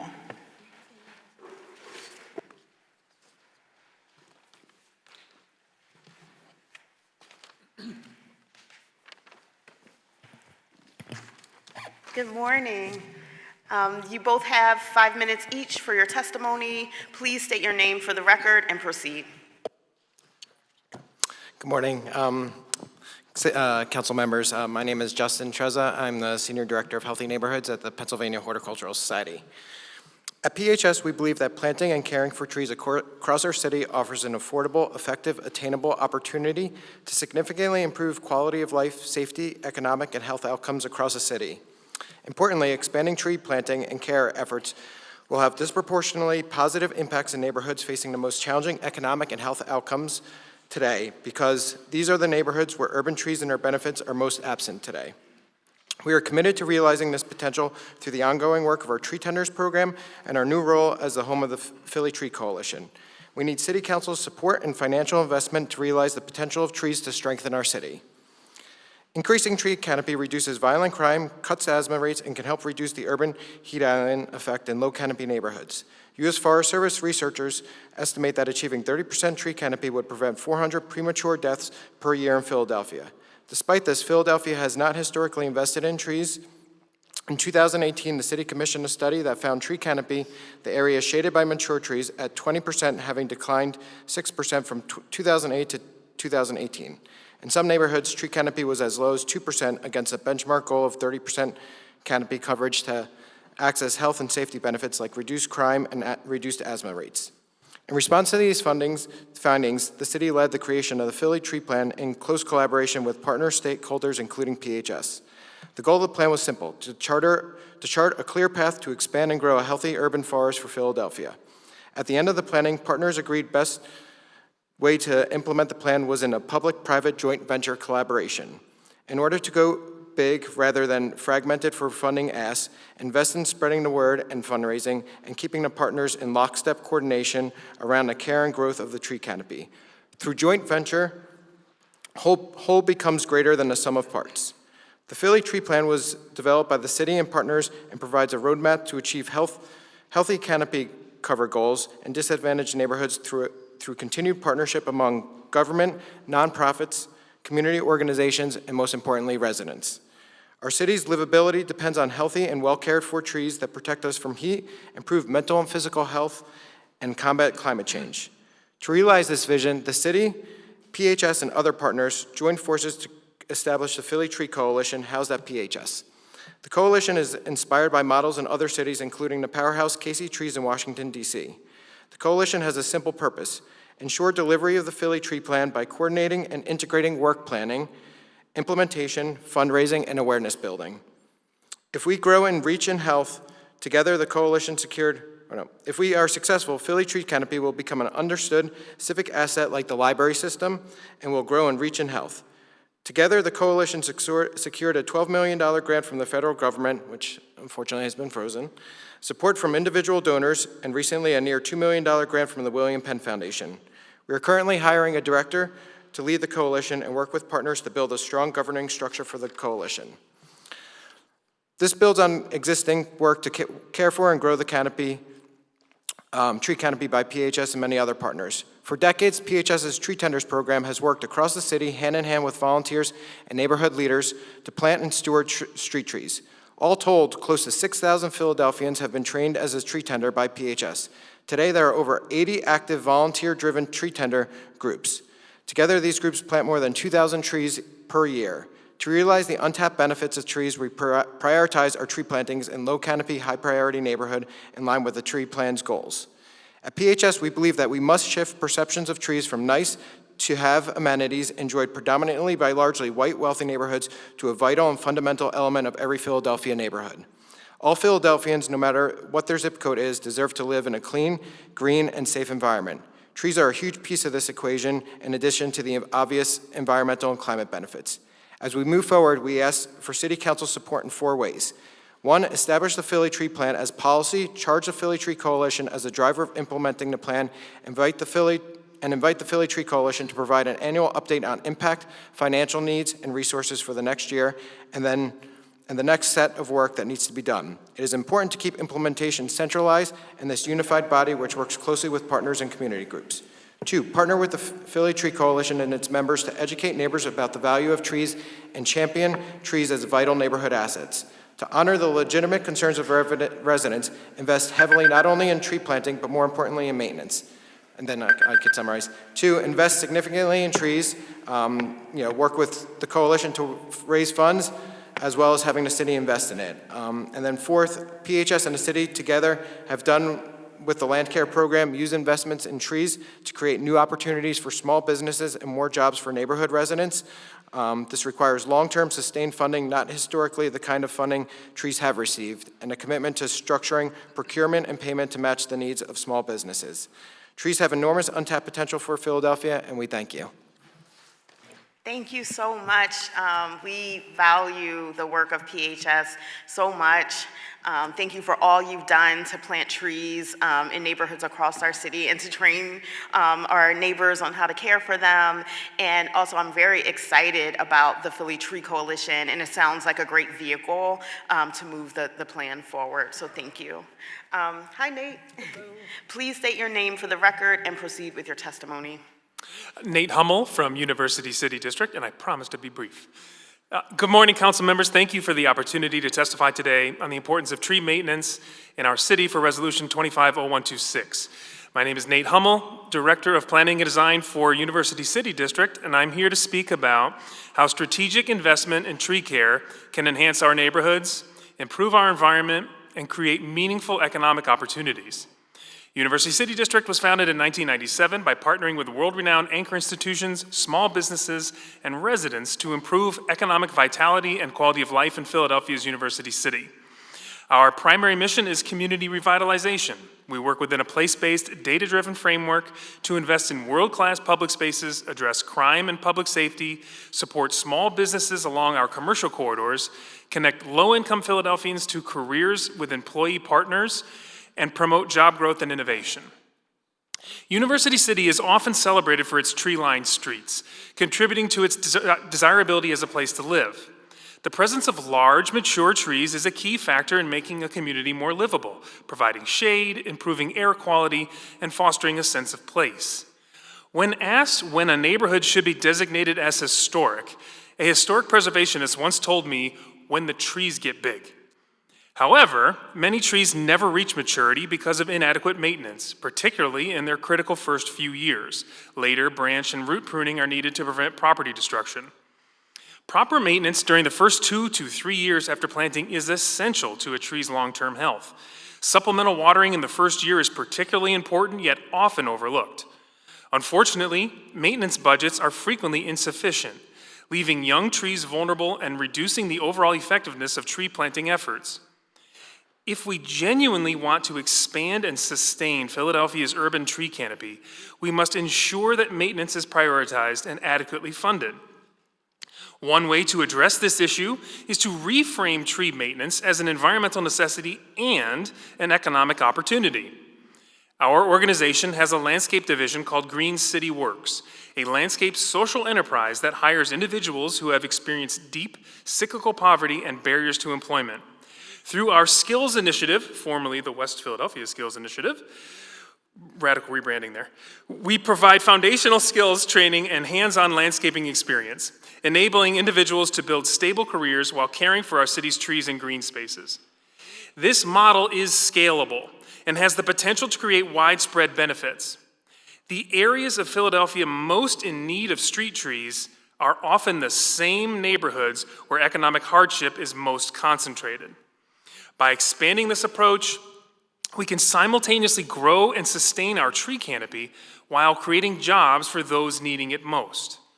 I urge the council to consider policies and funding strategies supporting tree maintenance and workforce development. Investing in tree care is investing in our environment, communities, and residents. Thank you for your consideration. I welcome any questions. Thank you so much for your work at University City District, and thank you for highlighting Green City Works as a model. I agree with you that it is more than appropriate to not only plant trees in the most underserved neighborhoods, but to use that as a workforce and employment opportunity and potentially a business opportunity for people in those communities as well. Thanks so much to the both of you. You're welcome. Thank you. Okay, we are going to move to public comment. I think we have 14 or 15 people for public comment. I'm going to give everyone 2 minutes to complete their comment. You will hear a timer go off at the 2-minute mark, and then I'm going to ask you to summarize. I'm going to be slightly strict about this, so please help me. Clerk, can you please call the first person for public comment?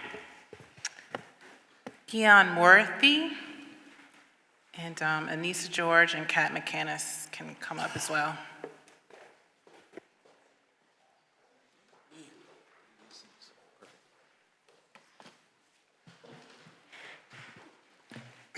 All right, good morning. Good morning. Please state your name for the record and proceed with your comment.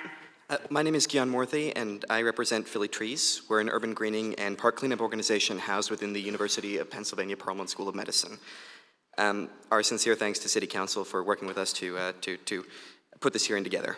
So, as a medical student and future pediatrician, my inclination is to focus on the health benefits of trees, particularly on children with asthma or at risk of heat-related injury, and also even through reduced incidence of child abuse and maltreatment.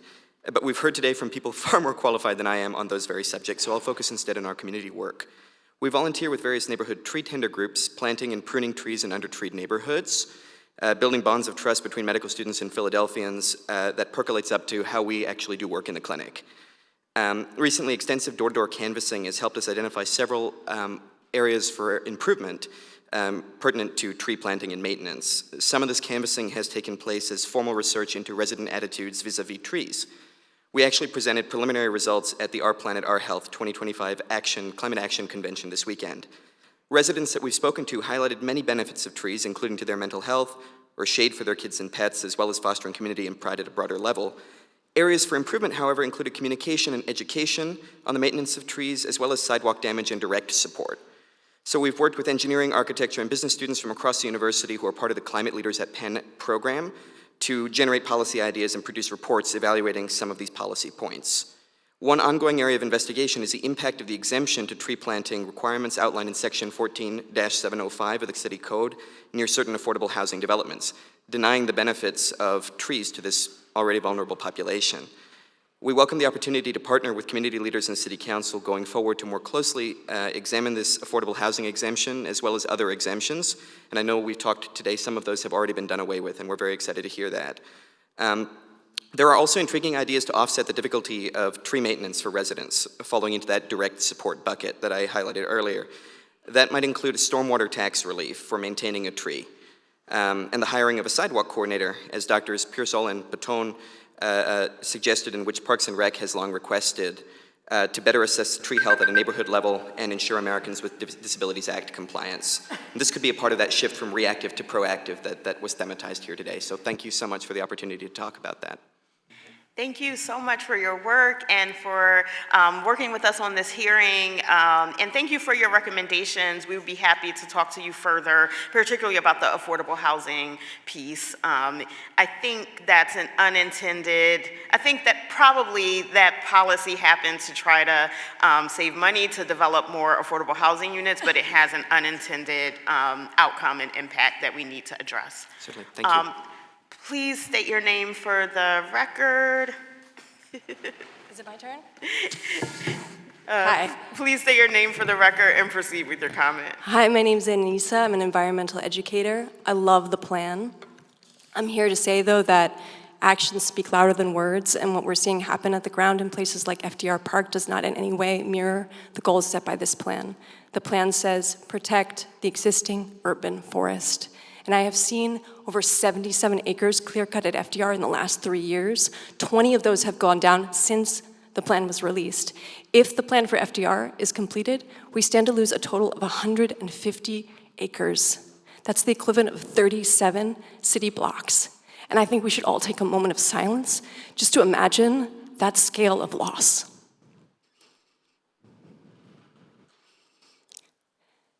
I have never seen ecological devastation like this in my life. It is heartbreaking. And I hear city officials telling the public, that this plan for FDR is actually expanding the canopy for FDR. This is very upsetting on 3 points. One, time, we don't have it. The climate crisis is now. We do not have time to go back on 80+ years of carbon sequestration that is rooted in the trees at FDR Park. 2, the Philly tree inventory does not mark or map any trees on the western side of FDR Park. How does the city know whether it is expanding or not expanding the canopy for FDR if it has not done that accounting in the inventory? If that survey has been done, why is it not being shared with the public? 3, the canopy at FDR has been expanding spontaneously through the process of natural succession since 2020, and there are dozens and dozens of trees over 10 feet tall that are doing the work of the Philly tree plan for not a cent that have not been counted that should be counted. So we have a great plan, but we also have a terrible double standard because the city has shown us that it will cut what it wants, where it wants, and it is not setting a model for the developers and the individuals and the corporations to follow. And so, one more word. What hope is there for the Philly tree plan if the city itself is not following its own plan? That's what I have to say. Thank you for your time. Thank you so much for your comment and your advocacy. Please state your name for the record and proceed with your comment. Hi, my name's Kat McManus. I live in Francisville, and I'm a registered tree tender, and I'm jointly running the Francisville Tree Tenders Group. Thanks for the opportunity to speak. I am an enthusiastic supporter of the Philly Tree Plan, and I offer just some observations and vignettes as a resident and volunteer tree tender. When I began volunteering as a tree tender, I thought it was just public service. When I realized that to ensure the survival of the trees near me, I'd have to haul 5-gallon buckets of water to 10 different trees within a quarter mile of my house for 2 or more summers, I understand why more people don't do it. In a harsh city environment, it's clear that urban trees require our support to survive their early years. And I want to point out that I have seen more crews out doing maintenance lately, as the plan is suggesting need to happen. I also imagined that trees were inoffensive and unobjectionable and maybe even apolitical, but while watering 4 newly planted trees on a church corner in my neighborhood, I heard a voice, "Are these your trees?" It was the pastor. He hadn't requested the trees. He didn't want them. "Take them out," he yelled. He didn't say it, he definitely yelled it. He'd just had the old tree removed at great expense to his church. The leaves had clogged the gutters, flooding the church's interior, an extreme expense for a small congregation, and he griped that the wet leaves were a hazard and they raised his insurance rates. Though I didn't and don't agree with his stance, it was hard not to see his point. Why wasn't he open to new trees? Easy. He knew the city wouldn't maintain them. So we really have to reduce that burden on city residents. It's clear we do have a ways to go on this front. Last summer, as I was watering outside my local corner store, a young man of about 17 came out and asked me about my watering, and then wonderingly observed that the petioles, the leaf stalks, were red. When I told him it was a red maple, he made the connection. "Is this where maple syrup comes from?" You could see the amazement on his face growing as I explained the use of a style to extract sap. At that moment, I just wished I could invite him onto a crew. We need people like him. We need Power Corps. We need bigger initiatives than that. We need the newly created City College for Municipal Employment, for instance, to bring tree-related stuff into their pipeline of programs. So we can expand the city's pool of future arborists and even offer opportunities for small business creation. My biggest hope is that the foundation of this plan, which is building trust with Philadelphia's neighborhoods, is that the city will do what it says it wants to do. Trust is a little like trees, right? Very slow growing, but priceless once you have it. William Penn envisioned Philadelphia as a green country town, and he had the right idea. The tree plan's a modern extension of Penn's vision, with an explicit emphasis on extending the benefits of greenery to all of Philadelphia's residents. But the plan is not a set it and forget it kind of a thing. To truly reap the benefits, council must fully fund its priorities. And the money must not be solely for getting trees in the ground, but for their ongoing maintenance. Planting trees and expecting them to flourish without regular care is like having kids and expecting them to raise themselves. Finally, a word about the future. As we approach the U.S.'s 250th anniversary, it seems only fitting that we should honor this historic milestone with, no, not another metal monument slouched by tourists as they go to Independence Hall or flexed in front of like Rocky, but with a real monument that truly enriches all Philadelphians, a robust, evergreener, and well-cared-for tree canopy. Thank you. Thank you so much for your testimony. You had a lot of good analogies in there. I like trust is like trees. Thank you for being here today and for your work in the community. Thank you. Will the clerk please call the next person for public comment? Hal Rosner, then we have Rafael Alvarez and Robert Karsnick.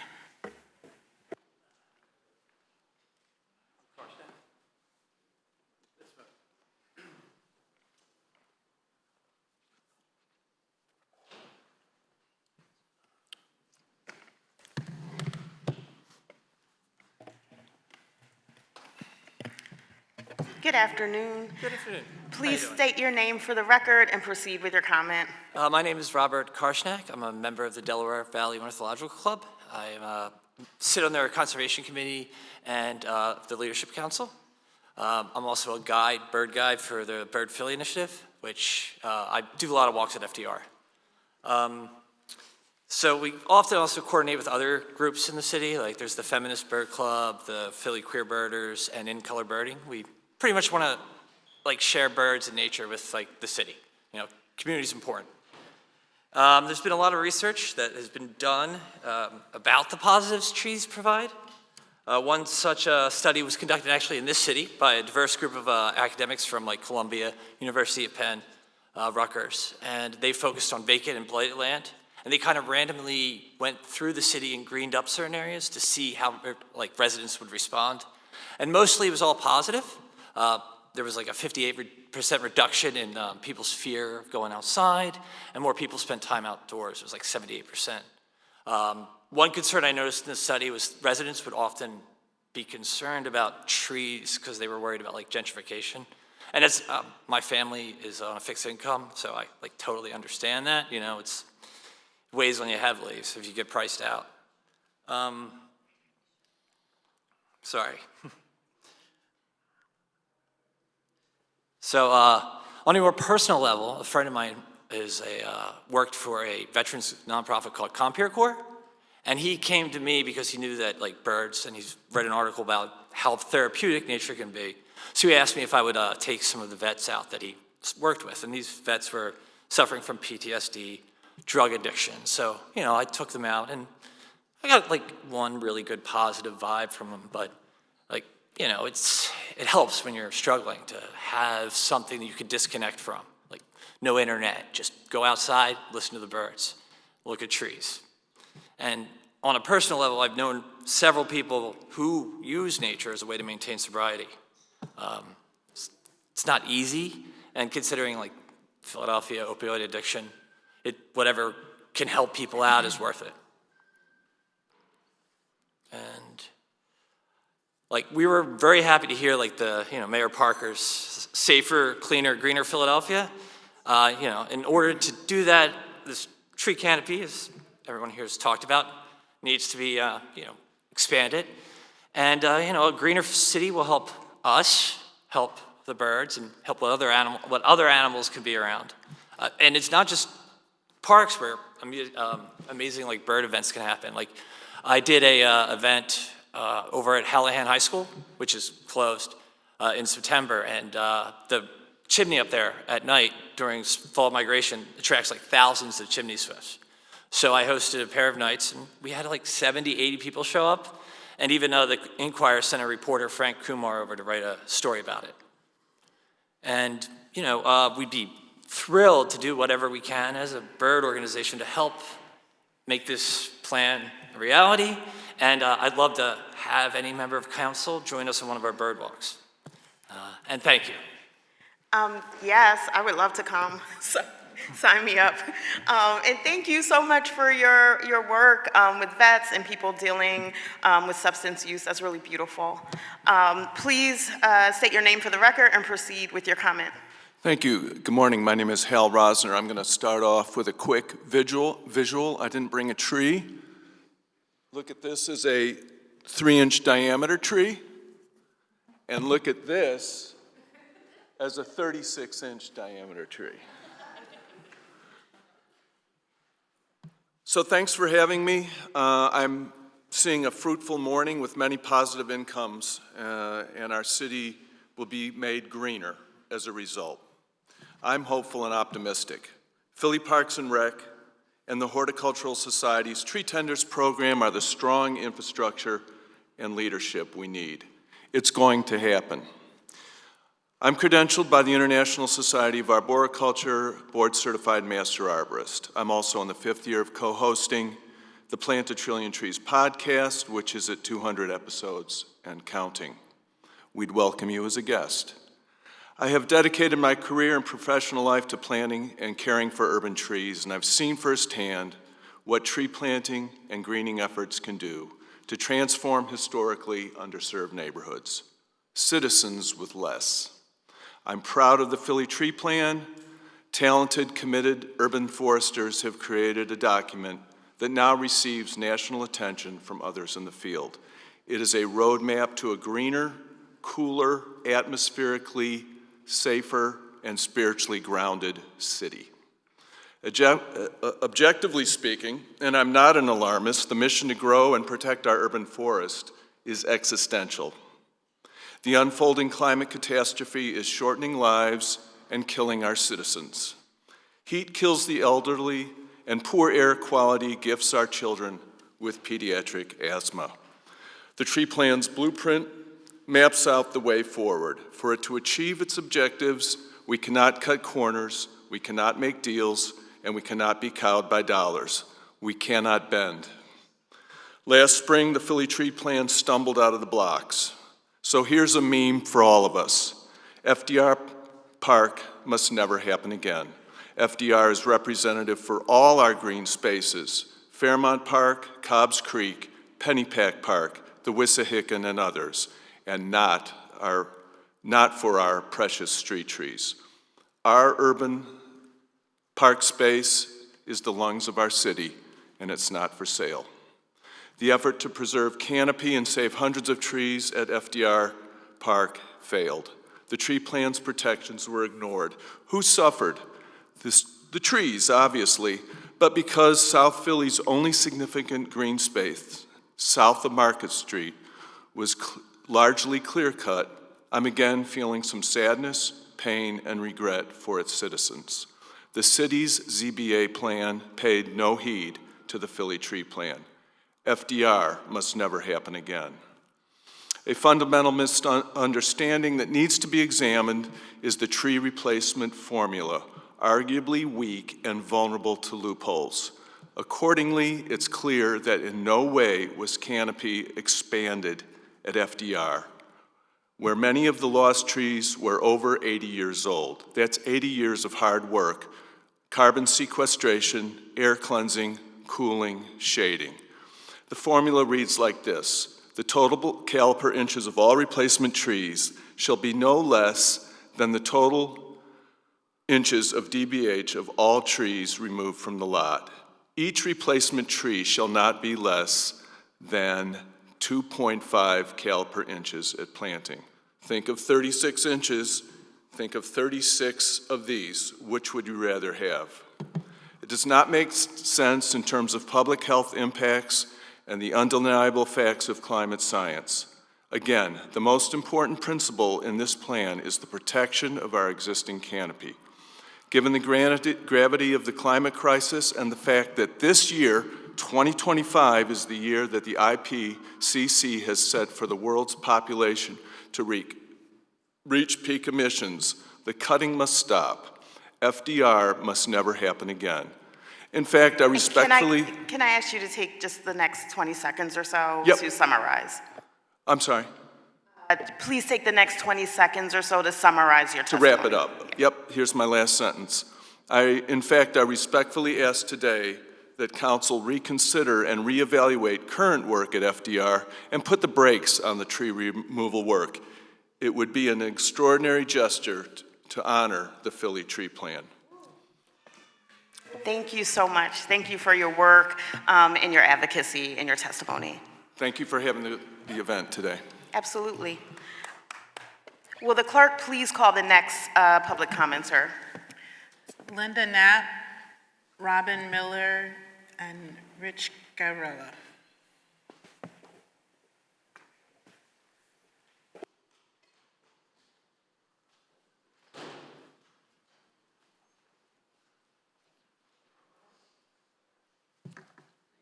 Good afternoon. Hello. Please state your name for the record and proceed with your comment. She's going to go first. Okay, that's totally fine. Okie dokie, here we go. Sorry about that. Good morning. Good afternoon now. Or afternoon, oh, right, true that. Members of City Councils, neighbors, and friends. My name is Robin Miller, and I'm a volunteer with Mount Airy Tree Tenders and East and West Mount Airy Neighbors Project, the Northwest Philly Tree Equity Project. Can you just pull the Also- mic a little closer so we can make sure we can The Northwest Philly, I'm a volunteer with Tree Tenders and the East and West Mount Airy Neighbors Project, Northwest Philly Tree Equity Project, also known as Cool Down Northwest Philly. I'm pleased to offer this testimony from my experience as it relates to the ways we're supporting the goals of the Philly Tree Plan, particularly as it relates to planting new trees and how essential this plan is to Philadelphia's future. A lot of things have been said very eloquently by others who have testified before me, so I'm wondering about reducing mine and trying to cut to things that might be additive. As far as strategies that we have found made an impact. Together with several of my neighbors, I've been going door to door, sharing information about how to get a free street tree. Last fall, we knocked on over 800 doors on Heat Island blocks in East Mount Airy and Germantown. We've been doing this canvassing spring and fall for the past 3 years. This has been a volunteer effort until this past year when East and West Mount Airy Neighbors received a grant from the Pennsylvania Department of Environmental Education. It's very cool. It's a one-year grant, and it provides for a tree equity fellow who expands our outreach to faith communities, block captains, is establishing a tool lending library, hosting events, and printing and distributing materials. Through this effort, we've been trying to grow the urban tree canopy more equitably, with a clear focus on environmental justice, and echo the importance placed on this goal as expressed by the Philly Tree Plan. We've had a surprising amount of success with our efforts, and I think because so much of our energy is spent trying to generally communicate with our neighbors about why it's so important to have a tree. And again, our work aligned with the Philly Tree Plan. When we're canvassing, most people open the doors to us. We've met older residents who remember back when their streets were tree-lined. One gentleman told us he doesn't understand why some folks don't like trees.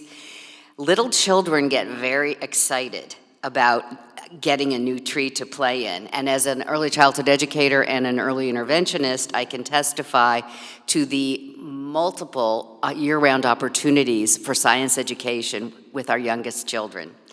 Some people really appreciate the idea that their homes will be cooler in the summer and that their property value will go up. Some people love burbs, others care about climate change. When people say yes to the tree, they apply online through the PHS Tree Tender Program, and if approved, we plant their tree the next season. We've planted over 300 trees since COVID through this effort. We found that above and beyond getting a free tree for folks, folks need and appreciate useful, timely information about the benefits of trees. People on small streets need to be able to get yard trees if their sidewalks are too narrow for a street tree. And I think the biggest message I have is that tree planting is not once and done. It's the education and the pre-work and then the follow-up work, both in education and in the maintenance of trees. And the maintenance and care of the trees across the lifespan, if we want these trees to live and do what we hope, is essential. We've learned that the number one reason people do not want a new tree is the financial burden it places on them. Homeowners whose doors we've knocked on have described older trees that they had to get pruned or removed, poorly maintained trees that have fallen on cars, the roof of their home, broken up the sidewalk or pipes, and cost them a lot of money. And that, again, is why we need the Philly Tree Plan and why its focus on reducing the burden of trees on homeowners is the only way to ensure that we can continue to nurture and grow our urban tree canopy. This might be a little additive. We have implemented strategies to support homeowners and to increase the likelihood of survival for the trees we have planted, including the purchase of 2 100-gallon tree bladders and a bike hitch, with a solar pump, which allows us to go around and water recently planted trees, especially during the heat of the summer. We also purchased 100 tree diapers so that every newly planted tree comes with tree diapers that can ensure the growth and the success of the tree. A final point, as volunteers, we invest a lot of time and effort into new trees planted. It's very demoralizing when developers, businesses, and apartment owners, or the city itself, just come and cut down mature shade trees. Just last week, the city approved a local business cutting down a heritage tree to make room for a parking lot. In closing, I'd like to say that we're encouraged about how many people are tree people. I'm encouraged by the new ideas that I've gotten today from other folks to take back. And I hope that the city will find further ways to support the Philly Tree Plan. Thank you. No, thank you. Thank you for your testimony. Please state your name and begin yours. Yes, thank you, all members of the Committee on the Environment. My name is Linda Knapp. I am a PHS certified tree tender, a member of Mount Airy Tree Tenders, and I have served as the group's pruning club coordinator since 2022. Mount Airy Tree Tenders has been planting and working to maintain street trees for many years. I tried to figure out the exact date. It's been so long now, and I don't think anyone really kept a record of it. Robin just talked about the Northwest Philadelphia Tree Equity Initiative, which is really taking root and being very successful.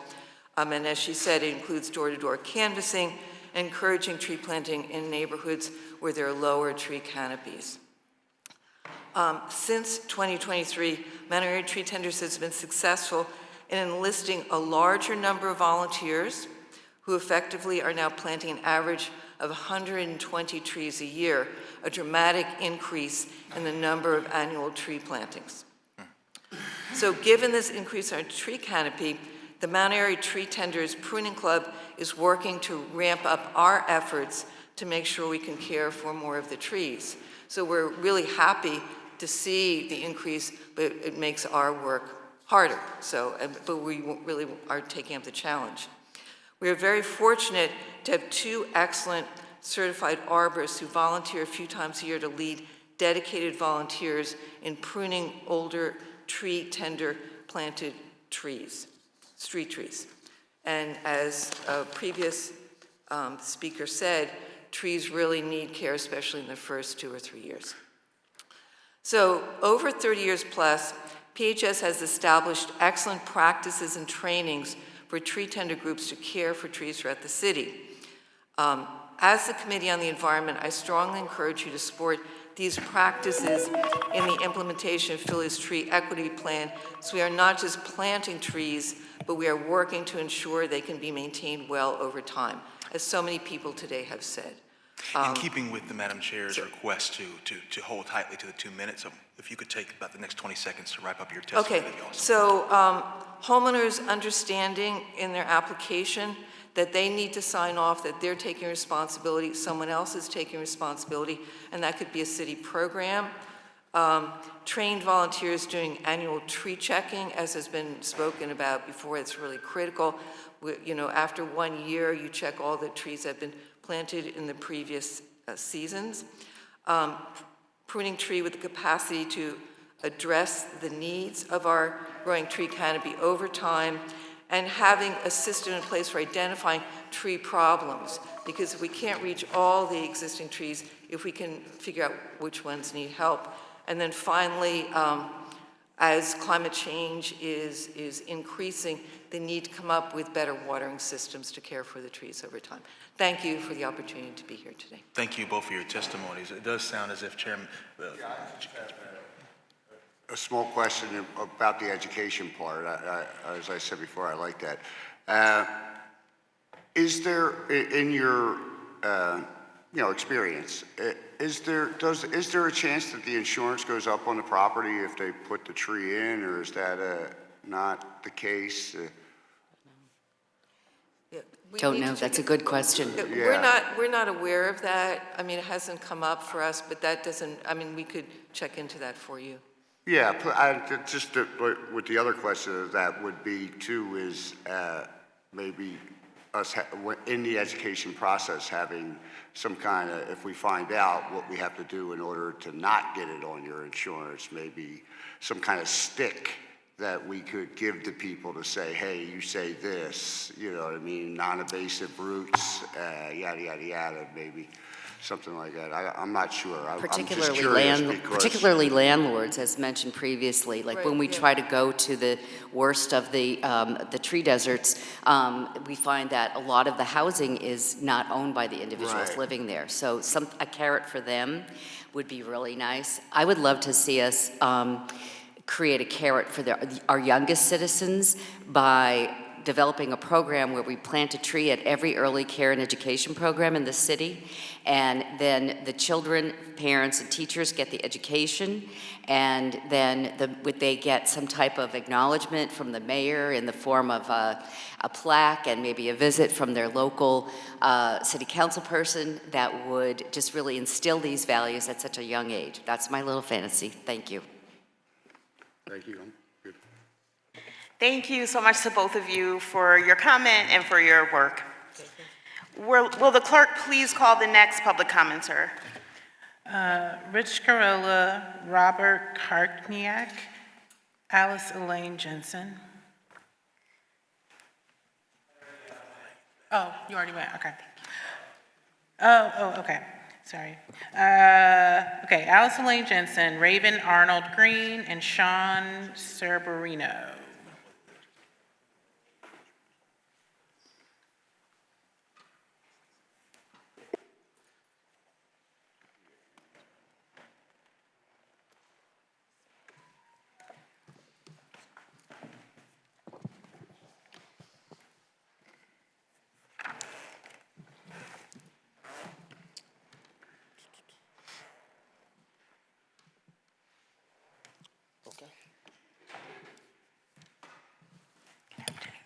Good afternoon. Please state your name for the record and proceed with your comment. Whomever wants to go first. My name is Sean. I'm lead organizer for the Brewerytown Tree Tenders chapter and the Lemon Hill Neighbors Park Friends organization.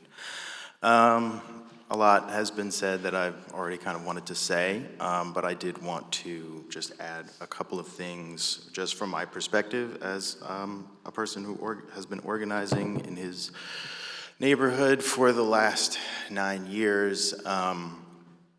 Is that, we are kind of making the decisions here in the city to regulate ourselves out of canopy.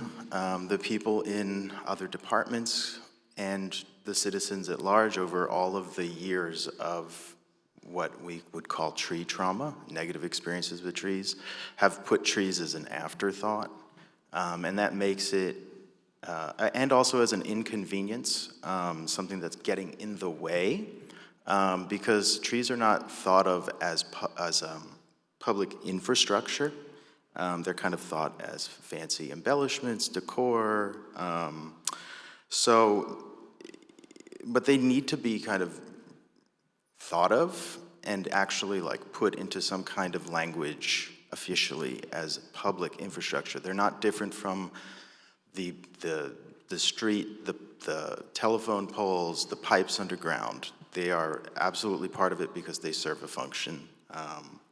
And the other thing is that the divestment over the decades of parks, and this is kind of part of a broader trend in the country at large, regardless of who's in charge, is to defund public spaces, defund our public departments, and try to find ways to maximize and externalize the costs of things. And that falls back on us as organizers because this city has become very reliant and comfortable, and it has become the standard to exploit the willingness, the love, the care, and the labor, and even the funds of its residents to do not just tree work, but all sorts of work in the communities. And that's a failure of government, and that's why people have these trust issues. So I recommend that we really look into doing something like expanding the TCB program to include basic tree work, unskilled labor, mulching, weeding, watering, anything like that, so that we start, developing a workforce for our trees. Thank you so much for that thoughtful comment. Please state your name for the record and proceed with your comment. So my name is Raven Green, So I'm currently the tree program coordinator at Bartram Gardens, born and raised in this city, 25 years old. And granted, throughout this hearing, there's been many testimonies and many great points that talk about like the tangible results of trees, the tangible benefits of trees. But I kind of want to talk a little bit about the things that we can't track and the unseen benefits that comes with them. So currently work at Bartram Gardens, but I was recently or formerly a tree program assistant with the Philly Tree Program. And throughout my childhood, throughout my youth, I used to walk around the city with my dad, and I remember the city being completely different than how it is now. Specifically being there was a lot more trees. We used to go to parks, we used to go down the block, and as a point of education, he would ask me, all right, what do you see about these trees? What do you notice about them? And it was like a really big, impactful part of my youth growing up. And so looking now at the city when I'm 25, after going through school, coming back, leaving the city, and eventually coming back again, it's completely different. I see less trees on the block. Some of the blocks where I used to live, trees are completely gone. And I think about it and I ask residents and neighbors, like, what happened? Why was this the case throughout my work and just my personal things? And many experiences that y'all heard today with my sidewalk, my infrastructures, it costs too much. Trees are just a burden that, as I'm getting older, I don't want to take care of. And as I've thought and listened to these experiences, it brought me, again, back to my youth. When I was a kid and riding a scooter and I accidentally tripped and fell over a bust of concrete that a tree, a London plane, ended up busting up. And in that point in time where I was scared, where I was in pain because of the scab that I had of bruising my knee, I never once thought that tree as being a burden, because I have a lot more fond memories of sitting under that tree, sitting under the canopy summer nights waiting for the ice cream truck to come, raking the leaves with my dad and neighbors on the block, because again, it was more so a thing to bring the community back together. And in my work now, that's the thing that I'm trying to strive to at least get at. And again, formally working with Tree Philly, formally seeing just the work that they put in and the connections and the impact that they have on the community. This Philly tree plan is important in more ways than one. From being able to just, again, look at trees, study trees, I've been able to go to school, work at Yale, go to Brandeis, and every step of the way, trees have been a part of that project, whether it was learning how trees work in our communities, educating people how to identify trees, or even just cutting and maintaining them myself. So thinking about how that connection has kind of stayed with me. And Bartram's, I run a youth program now, and one of the things that my students said to me a month or two ago was that, I'm looking to go into college, but to be honest, I might just get into this tree work. And seeing, again, how that cycle continues of investing in the trees that will once again invest in the communities, that will once again invest in the people within those communities. Trees not only transform the community, they have a heavy impact on the people within them as well. And again, with the efforts of the Philly Tree Plan, we already have that plan. We already done the research. It's just now doing that work and having the support of the city with the people who's already been doing this work for decades. So I'm just here to show my support, and thank you all for giving me the opportunity to talk. Thank you so much. First and foremost, for coming back to the city, right, to be a part of the change that needs to happen, for mentoring other young people and getting them into the world of trees, and for your work at Bartram's Garden, which is a part of my district that's near and dear to my heart. And thanks for testifying today. Good afternoon. Please state your name for the record and proceed with your comment. I'm sorry, I looked at the list over there and I thought that I didn't make the cut, so I didn't think I was actually talking. So no, you're in, go for it. Thank you for having this meeting, Councilman Gaultier. I live by Clark Park. My name is, Elaine Jensen. I know it says Alice Elaine Jensen, that is my name. I was afraid I wouldn't get in with my real ID if I didn't have the name match. I volunteer at Clark Park. One of the things that I'm concerned about in the Tree Plan Philly, by the way, I think it's great. I had the opportunity of meeting the other co-founder, whose name I can't remember at the moment, and standing with her at the press release down in FDR Park parking lot in front of the clubhouse after Parks and Rec and Conservancy destroyed a whole bunch of them. Made my little t-shirt, David. And I didn't know about Tree Plan Philly before then, but it's great. And one of the things that I'm concerned about is the maintenance that other people have mentioned. Living by Clark Park, I have volunteered with UC Green planting trees for many years. So is my daughter, she's turning 28. She was actually this big with Tree Ken, Stu McQueen, the previous folks. And with the past hot summers, my husband bought a wagon and a, I don't know how many gallon water thingy, and I had to go to AutoZone and get some kind of hose so it would hook up to the dog watering station by the shed in Clark Park, and he went around every day and watered the trees. So if you think about all the volunteers that Ms. Dominique said she has at UC Green, and they have all those places across the city that they've it's just, it's staggering, the responsibility of maintaining the trees. And the huge example is what they did at FDR Park. So they cut down all these things, you know, Pennsylvania hornbeam. Who knew we even had a Pennsylvania hornbeam? And heritage trees. I didn't know what heritage trees were. I just know that I went during the pandemic and I walked in there and it was great. And I had just read in Grid magazine that they were talking about, I just heard about the plan and I cried. Anyway, they planted bunch of tiny trees and saying that's gonna make up for clear cutting. No, if it takes all this work for UC Green and half a block from my neighborhood, those little saplings that are, where's the guy with the 36-inch waist and the bottle? I'm talking about, these are the saplings that are down there now, are as big around as my thumb. They're not gonna last. Anyway, it's green, it's unconscionable what they allowed to have happen at FDR Park. Please don't let them do any more. And I didn't even know that it happened at Cobbs Creek. But I walked with We Walk PHL. I went up to Haddington Woods, and I was like, oh, that used to be trees, and it's just no more. We can't have any more. Thank you so much, Ms. Jensen, for your comment, and thanks for all of your advocacy and volunteer work. Will the clerk please call the next person for public comment? Madam Chair, that's it. There's no more.